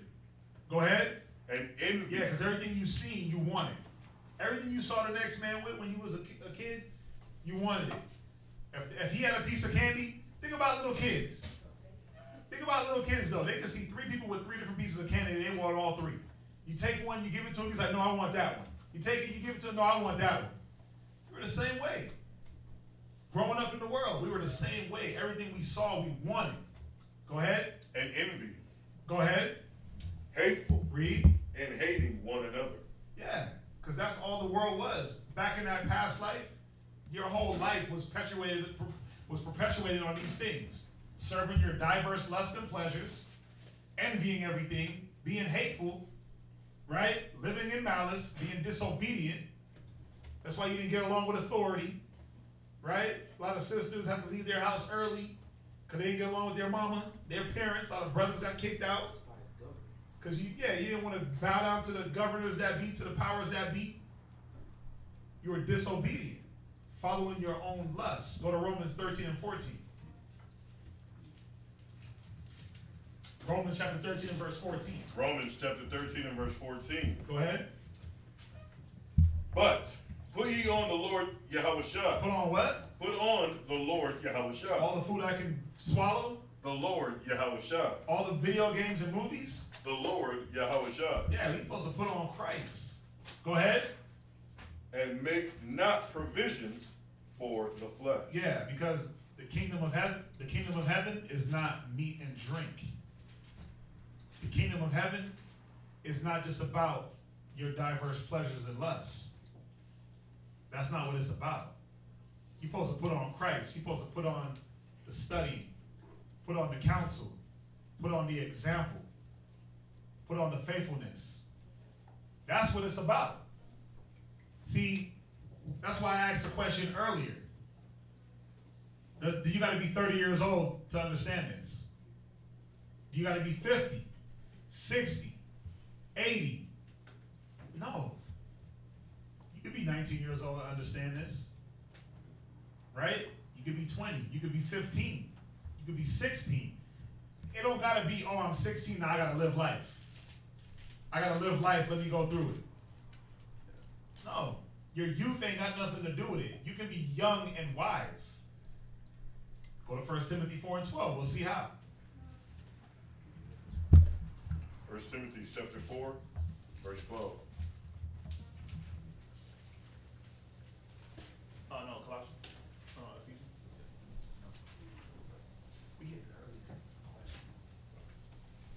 early. 1 Timothy chapter 4 and verse 12. Let no man despise thy youth. See, a man shouldn't despise you in your youth, but there's key things that should happen. Read.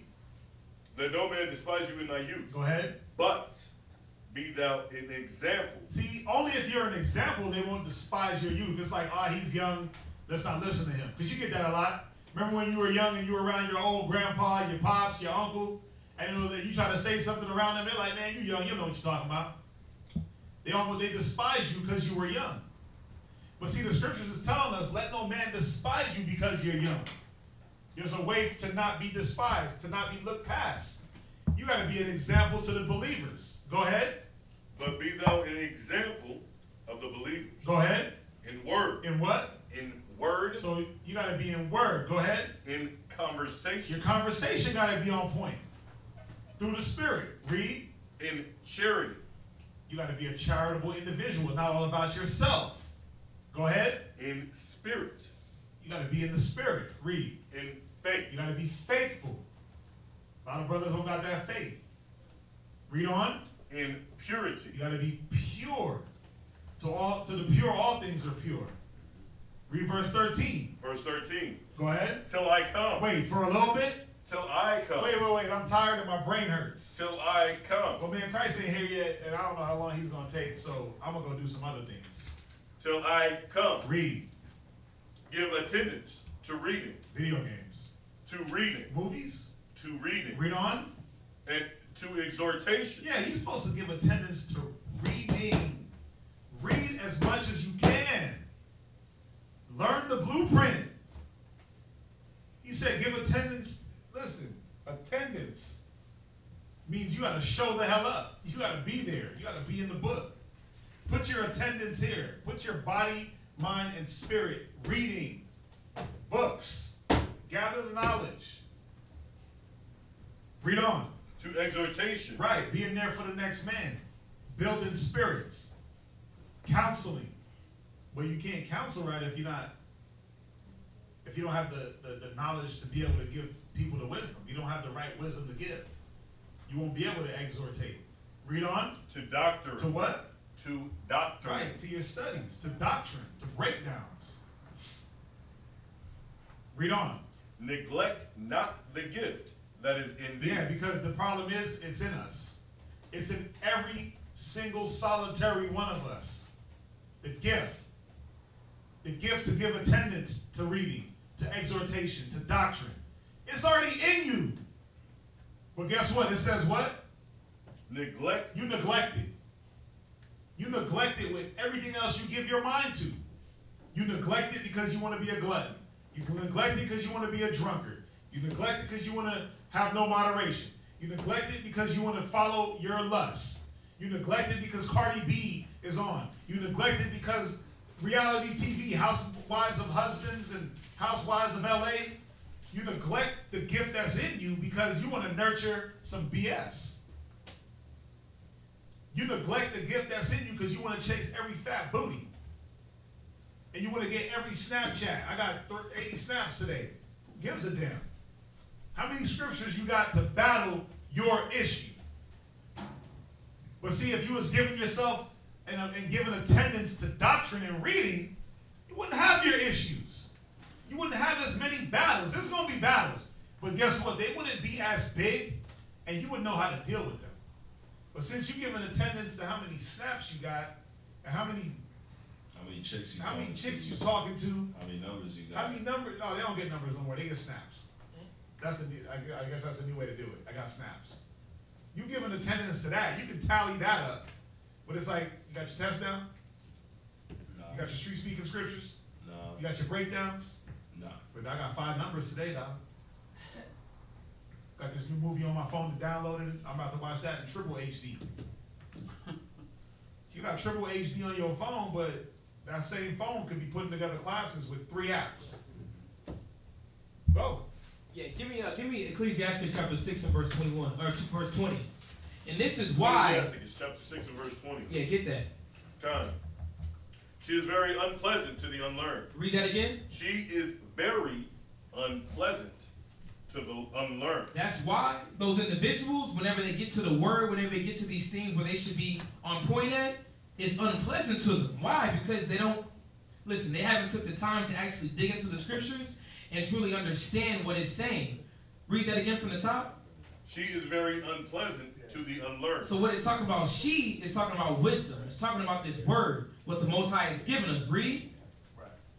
He that is without understanding will not remain with her. Once again, those individuals that have to put in the time to actually dig into this book to understand, once again, like the brother was saying, how to deal with your problems, how to deal with issues around you.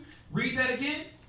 She is very unpleasant to the unlearned. Right. He that is without understanding will not remain with her. Yeah, because you think the wisdom's not working for you. Why? Because you didn't give your time, your dedication to that.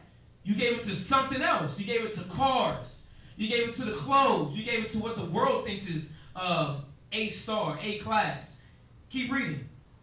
Verse 21. And this is what happens. This is what the wisdom does to you. Whenever you've just been sitting around here not doing anything, and then your battles start coming, you start feeling sick, this is what the wisdom does to you. Read. She will lie upon him as a mighty stone. Read that again. She will lie upon him as a mighty stone. Read. Of trial. It's going to be a trial on you now. Now your trial's here. Now it's your proving time. Like I said, prove your soul. Now it's time for you to prove what you've learned. But you know what? You ain't learned nothing. Why? Because you done gave yourself to everything else you want. All your lust, TV, like the brother was saying, food, alcohol, parties, your own mind. Oh, listen, cats, I see cats walking in the mall talking to themselves. It's horrible. They ain't got no mic, they have no earphones on, nothing, and talking to themselves. Read. And he will cast her from him, ere it be long. Why? Because he don't even know how to deal with what he got going on. So you know what he does? He just gives up. F it. So I'm about to go to the comfort food. I'm about to go to the comfort movie. You know what? I'm about to snuggle in my Snuggie. No, the Most High said, read that top, verse 20. Verse 20. She is very unpleasant to the unlearned. She's unpleasant to the unlearned. The Most High wants us to get familiar with how to deal with our issues. He wants to get familiar to how we can beat our battles. But how is that? Like the scripture says, give your mind to doctrine. Give your mind to counsel. Give attendance. Kind. See, think about it. The Bible, it says give attendance to these things so you can be learned. So you can be learned. Kind. Right? But see, it gets unpleasant because since you didn't give yourself the attendance to doctrine, to reading, now it's like, damn, everything I go through, I don't know how to counteract what I'm dealing with. So the only way I can deal with it is to get high, drunk, or the release of some bodily fluid, some way, somehow. Right? The discharge of some fluid, that way I feel better. Or to stuff myself. Or to go watch some movie. That's the only way I know how to deal with things. That's the only way I know how to make myself feel better. Let me holler at every chick I see, and that's gonna build my self-esteem when I'm down. Instead of saying, damn, let me get in the book and build my self-esteem that way. Let me build my spirit that way. Where were you gonna go? We go to Galatians chapter 4, verse 1 and 2. And just Galatians chapter 4 and verse 1 and 2. It's on the point of Titus Chapter 3 and verse 3. Chapter 3 and verse. No, Timothy chapter 4. Timothy's chapter 4 and verse 14, right? So who has that? 1 Timothy's chapter 4 and verse 14. Read that again. And then we'll 1 Timothy chapter 4 and verse 14. Go ahead. Quick. Neglect not the gift that is in thee. Right, because the Most High is telling us that the gift is in you. God. Right? God. Go ahead. Neglect not the gift that is in thee, which was given thee by prophecy. Go ahead. With the laying on of hands of the presbytery. Right, so the gift is in us. Right? Go ahead. Now go to Galatians chapter 4, verse 1, because that gift is in us, right? God. We were chosen since being in the womb. We were chosen to be prophets and priests unto the Most High. So that gift is in us. It's in us. We're the heirs. Now, read Galatians 4 and 1. Galatians chapter 4, verse 1. Now I say that the heir, as long as he is a child. So we're the heirs as long as we're a child, which means as long as we're humble, as long as we're willing to learn, as long as we're willing to be taught, as long as we're willing to be led. He's what? Keep reading.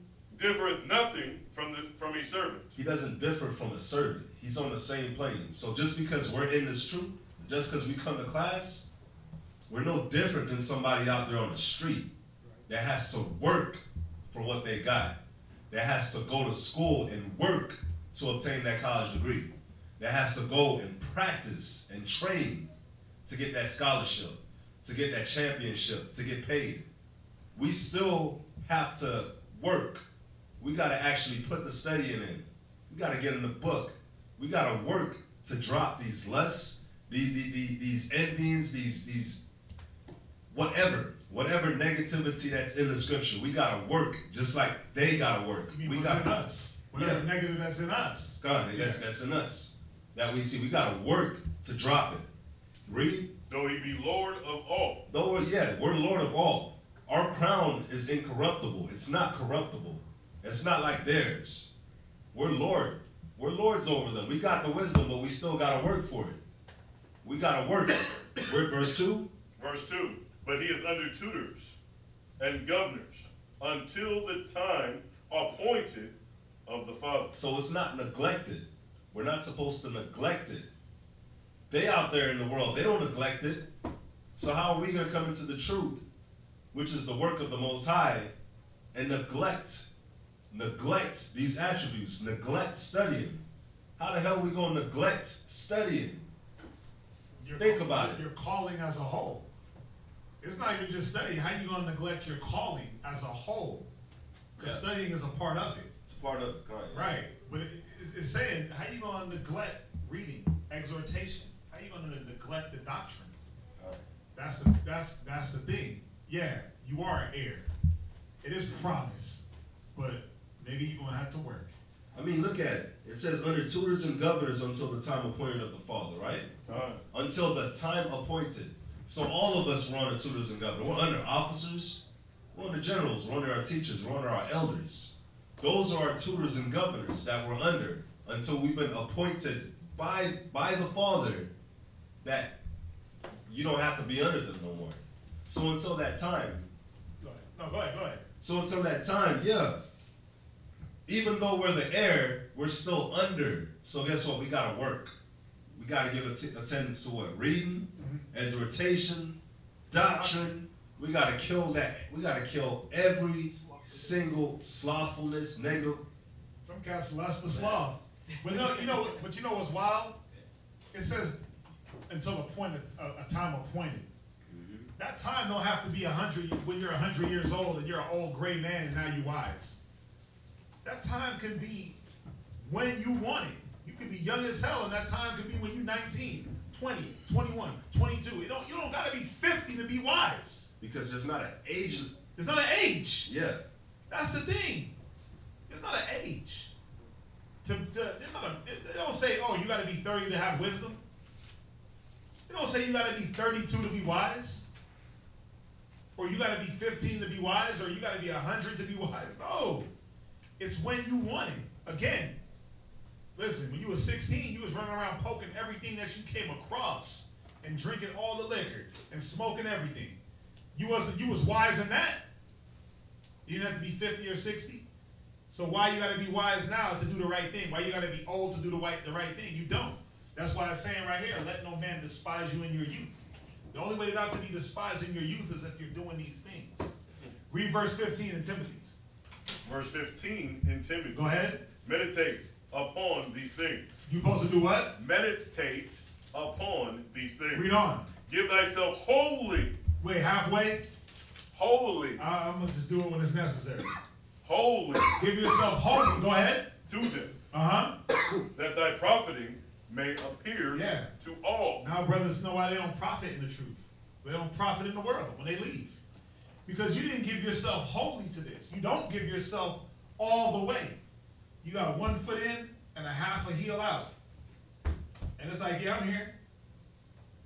Half your mind is divided. You worried about everything else that don't matter, that's not going to profit you. That's the thing. That's the key. What's the profit of getting 1,000 chicks on Snapchat? What's the profit? Who gives it? Like, who got time for that? That shouldn't even be mentioned. Who got time for that when you got rib problems, tests to study, breakdowns to get, Bible to read? Who got time for all the chicks on Snapchat, on Facebook? Who got time for that? What man has time for that when he got all these other things to deal with? Who got time to just be drunk out their mind every day when you got to study, when you were supposed to be an example to brothers? Who got time to be drunk all the time? Who? What man? There is no time for that. Read on, verse 16. Oh, what were we going to say? I remember when Yasharala was down here, it was me, you, and Yasharala in the mall, right? Yeah. And I was like, Yasharala asked me something, but anyways, it ended up me saying, yeah, I play video games. Yasharala was like, you play games? He was like, yeah, what's wrong with that? Yeah. And I was like, I don't play it a lot. I play it like a little bit. He was like, nah, bro, you don't got time for that. Yeah. And I was like, well, shit, you don't got time to play video games. Like, I study, I still do all these things. But he's like, no, you don't have time for that. And I was like, at first I was like, why? Why don't I? I mean, I still study, I still do what I gotta do.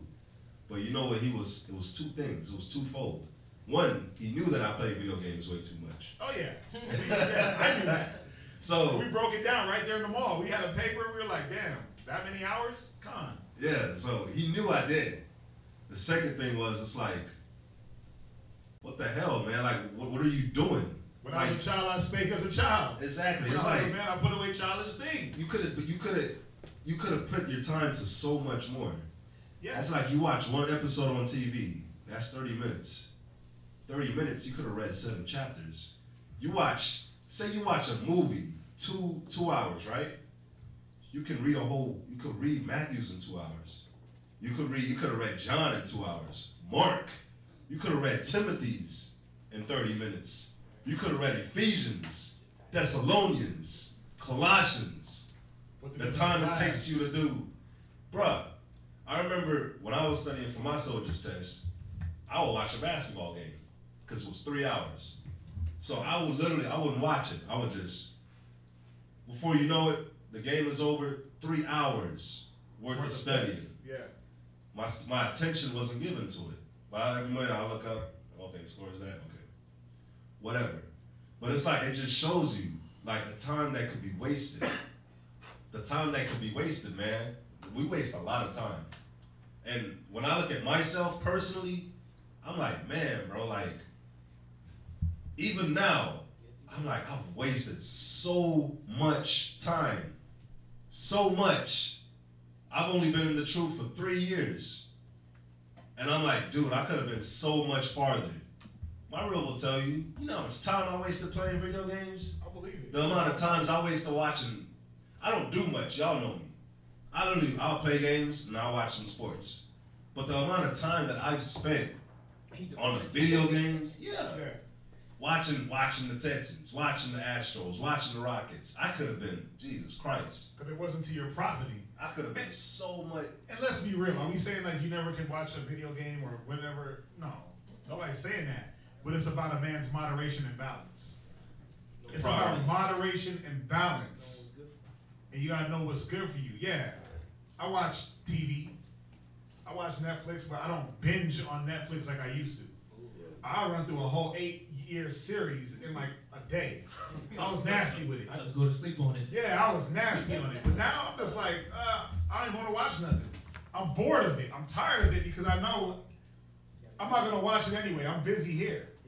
There's so much I got to get here where I'm just like, I don't even got time to divide my brain with that. It'll play and I'm just like, the kids are watching TV, whatever. I'm just there. Scriptures, book, this, that. Do I watch movies? Of course. I listen to music? Of course. But is that my whole game? Is that my whole life? It's not the number one priority. Is that my priority? No. It's not even a priority. It's not even a priority. That's I'm glad you said that. It's not even a priority. Like, I have to watch this movie. You know how many times brothers ask me, like, you seen this movie? I'm like, no. It's like, man, you gotta watch that. No, I don't. I don't got time to watch that. It's 3 hours of my life. I don't want to sit in the theater just sitting there. Where I could be doing 3 hours of something else. It's plain and simple as that.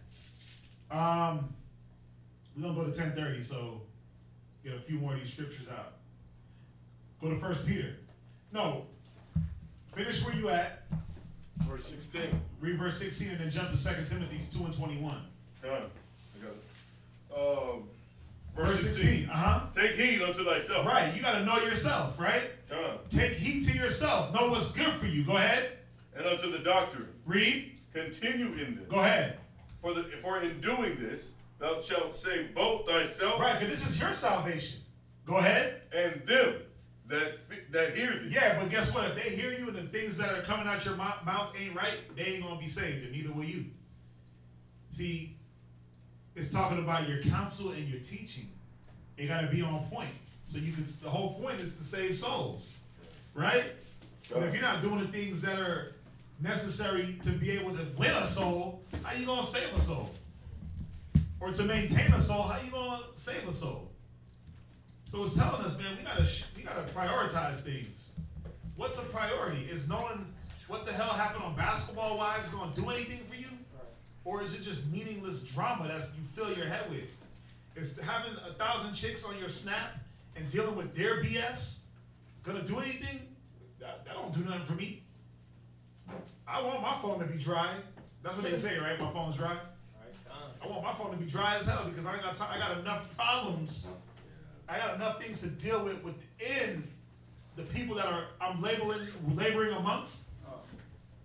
Then to have to deal with the drama out there. I'll let the drama out there come in here if they want to deal and get right. Let that come in here, then we'll deal with it. But I ain't gonna deal with your drama out there just to deal with it, just to say I got your Snap. What you? No, I'm saying you better stay in your lane so you can be preserved, literally. Because you know, a lot of times we entertain a lot of extra things that we don't need. That's why, you know, even I talk to brothers. You know, I deal with what I have to deal with. I understand what's my responsibility. Yeah. But to be honest with you, if it's not dealing with my responsibilities, I'm not saying not the camp's not my responsibility, but just extra things, I don't give my attention nor my power to it. Why? Listen, I'm trying to survive in this truth, but the Most High gives you the skills to understand what's good for you and what's evil for you. Give not yourself to what's evil, so you have to understand what you're giving your power to with your time. Because it dilutes you. It dilutes you and it sucks from you spiritual power. And brothers don't see it, man, where it's like you gave so much time and attention to the Snapchat whore, but guess what? Your rib is over here suffering. Your kids are over here suffering.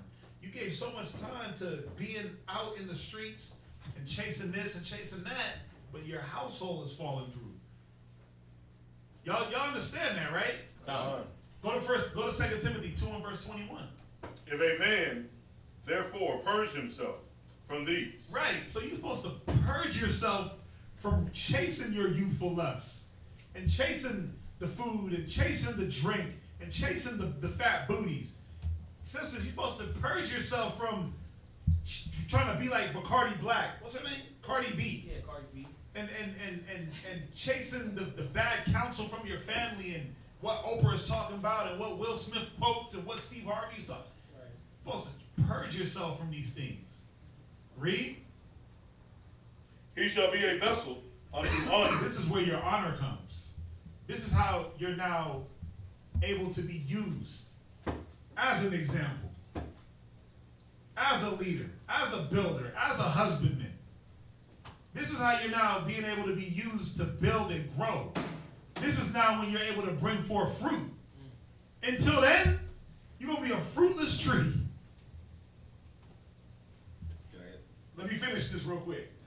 Yes, Go, what you got, though? I got 2 Corinthians 8 and 10. Do I need, if I go on, will it take off the point? Go ahead, read on. Honor, sanctified. Right? You're going to be set apart. You're going to be honorable. You're going to be set apart. There's going to be a difference in you. The wisdom that's going to be on you, people will be able to see it and be like, damn, you're different. You're a different man. Read on. And meet for the master's use. For whose use? The master's use. Yeah, you're now ready and acceptable to be used by Christ. Read on. And prepared unto every good work. And now you're prepared for your work. Now it's like street speaking, what you got? Oh, I got everything. Class, what you got? I got them all. Right. Counsel, hit that brother. I got him. This system needs counsel. This brother needs counsel. This cable show needs to be done. This street speaking. This class.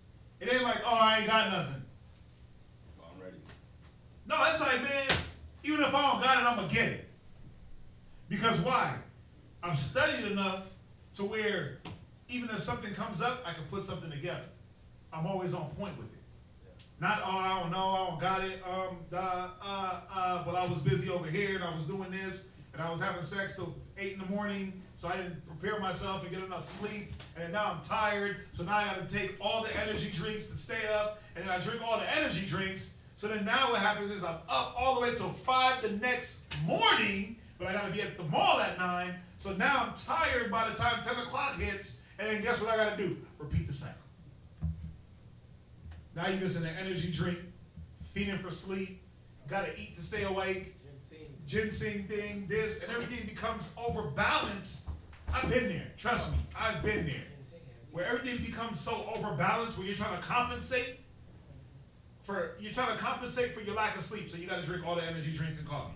And then, since you drink all the energy drinks and coffee, you staying all the way up until 6 in the morning. But then it's like 10 o'clock hits and you're tired because the mall opens at 10. Then you got to do the same thing with the drinks again. And then you're hungry, so you got to eat a lot. And then you're eating all the bad food and drink, so now your body hurts. So it's this bad cycle. I've been there. I've been there where it's like, let me balance it out and change some things, and then guess what? I don't have to rely on everything else. I can rely on the Spirit. I can be propelled by the Spirit. Now I don't just look like an energy drink, coffee guy, food guy, bad counsel guy, sister that just runs her mouth. You know what I'm saying? It's all these different things. Where we want to go? 2 Corinthians 8 and 10. Real quick. 2 Corinthians chapter 8 and verse 10. Go ahead. And herein I give my advice, for this is expedient for you. So this is beneficial for you. Not for no one else, but for you. Read. Who have begun before, not only to do, but also to be forward a year ago. We're supposed to be what? Forward a year ago. So to be forward a year ago, that means that you have to set goals. You have to actually, if I haven't taught class yet, my goal is to teach class. If I haven't spoken at a street speaking yet, my goal is to street speak. If I haven't read yet, if I haven't read yet at the podium, at street speaking, I gotta get to the point where I can read. But the whole thing is you're supposed to be forward a year ago. You're not supposed to be the same person you were last year, 2 years ago, 3 years ago, however long ago. We're supposed to keep growing.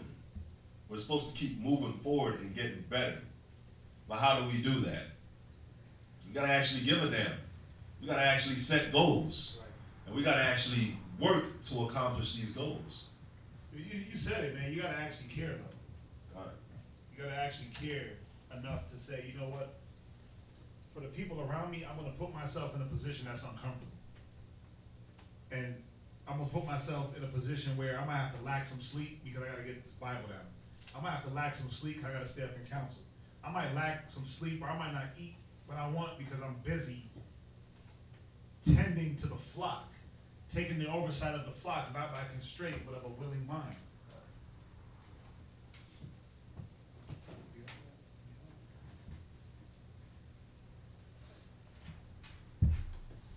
Quick question, how many of us actually set goals? How many of us set goals? You got a goal. Give yourself a time limit. Push to set it. That's the focus. Set a goal in the spirit, man. Set a goal in the camp to get something done and press towards it. Get it accomplished.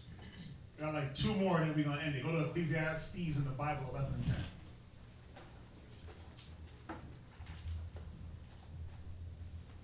Ecclesiastes chapter 11 and verse 10. Somebody else give me Ecclesiastes. Wow. Chapter 25 and verse. Ecclesiastes chapter 16 and verse 18. 6 and verse 18. God. Ray, Hey, Ray, get that Ecclesiastes chapter 6 and verse 18. Go ahead, Ariel, read that. Ecclesiastes in the Bible, chapter 11 and verse 10. Go ahead. Therefore, remove sorrow from thy heart. Go ahead. And put away evil from the flesh. Right, so this should be our thought, man. We're supposed to put away the sorrow and the evil. Go ahead. From the flesh. For childhood and youth are vanity. Yeah, childhood and youth is vanity. It means nothing. It means nothing. It means nothing if you give yourself to doctrine, to wisdom, to understanding, if you give yourself to your vocation. Childhood means nothing, and youth means nothing, because you'll be wise. Go to Ecclesiastes 6 and 18. Ariel, get Ecclesiastes 25 and verse 3. Ecclesiastes chapter 6 verse 18. My son, gather instruction from thy youth Yeah, up. you're supposed to gather your instruction from your youth up. Go ahead. So shalt thou find wisdom till thine old age. Right. This is the whole point. You do it when you're young so that when you're 30, then guess what? Now you can function in life. Don't wait till you're 30 to be able to function when you're 40, 50, 60, and 70. Don't wait till you're 30 to start getting wisdom, and then now you start functioning at 70. So between 30 and 70, you just a fool. Because you just put off from day to day. Yeah, you put off from day to day. You got lazy. You chased all the other lusts. You chased things that didn't matter. Start now. Read on. Read verse 19. Verse 19. Go ahead. Come unto her as one that ploweth. Put in that work. Go ahead. And soweth. Read. And wait for her good fruit. Have patience. Don't just think because I'm putting in some work for 5 minutes and I don't see my fruit growing that it's not working. The Bible don't work. No. Work and labor and have patience. Read. For thou shalt not toil much in labor about her. Read. But thou shalt eat of her fruits right soon. Right. You just got to have patience. Jump to Ecclesiastes 25 and 3. 25 and verse 3. Yeah. If thou Read. If thou hast gathered nothing in thy youth, how canst thou find anything in thine age? Yeah, if you didn't think about it. Think about young people. What do? They go to college, they get a job. So what? They can have a nest egg when they get older. But imagine if you start building your 401k when you're 70. The hell are you gonna have? Oh, happy meal every day. What are you gonna have if you start saving for your 401k the year before you're supposed to retire? What the hell are you gonna have? You're gonna be out here real slim. Right. You're supposed to start building your resume, your 401k spiritually. Build your spiritual 401k as soon as possible. That way, when the maker comes and it's time to meet your maker, you got some treasure stored up. And it's not just like, oh, I started building up. I've been here for 1,000 years, but I just started building up yesterday. It don't make sense. You're supposed to do it from an early age because guess what? Video games, chasing ass, all the drinking, all the food, all the music, all the talk shows and reality TV, it's all, like it says, it's all vanity. It's all vain. It's all there to keep you occupied in things that don't matter. All right?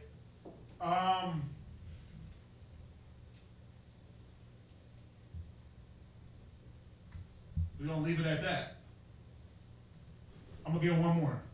I'm going to end it at this. Go to Proverbs 12 and 8. Proverbs 12 and 8. You got it? Proverbs chapter 12, verse 8. Go ahead. A man shall be commended according to his wisdom. To what? According to his wisdom. The video game, his gamer score? According to his wisdom. How much movies he knows? According to his wisdom. Yeah, a man is going to be, and we all got to remember this, a man and a woman is going to be commended according to their wisdom. The wisdom on what their job is in the spirit, what their role is in the spirit, what their role is in their household, what their role is with brothers, with sisters. That's a man. A man that knows what his role in office and job is and actually applies the things to get the job done. That's what makes a man. Not because you're old and you're above the age of 12. And because you had kids or you have kids, because you got a driver license, that don't make you wise. Because your driver license says you're above an age and you can sign documents. No. The wisdom you put forth in dealing with situations and doing your job, that's what makes you a man. So I got to keep that in, and that's what makes you a woman also. Knowing your role in your house, with your husband, your kids, that's what makes you wise. That's how you're going to be known as a man or a woman. With that, we're going to end it. I know we took it over, but it's all good.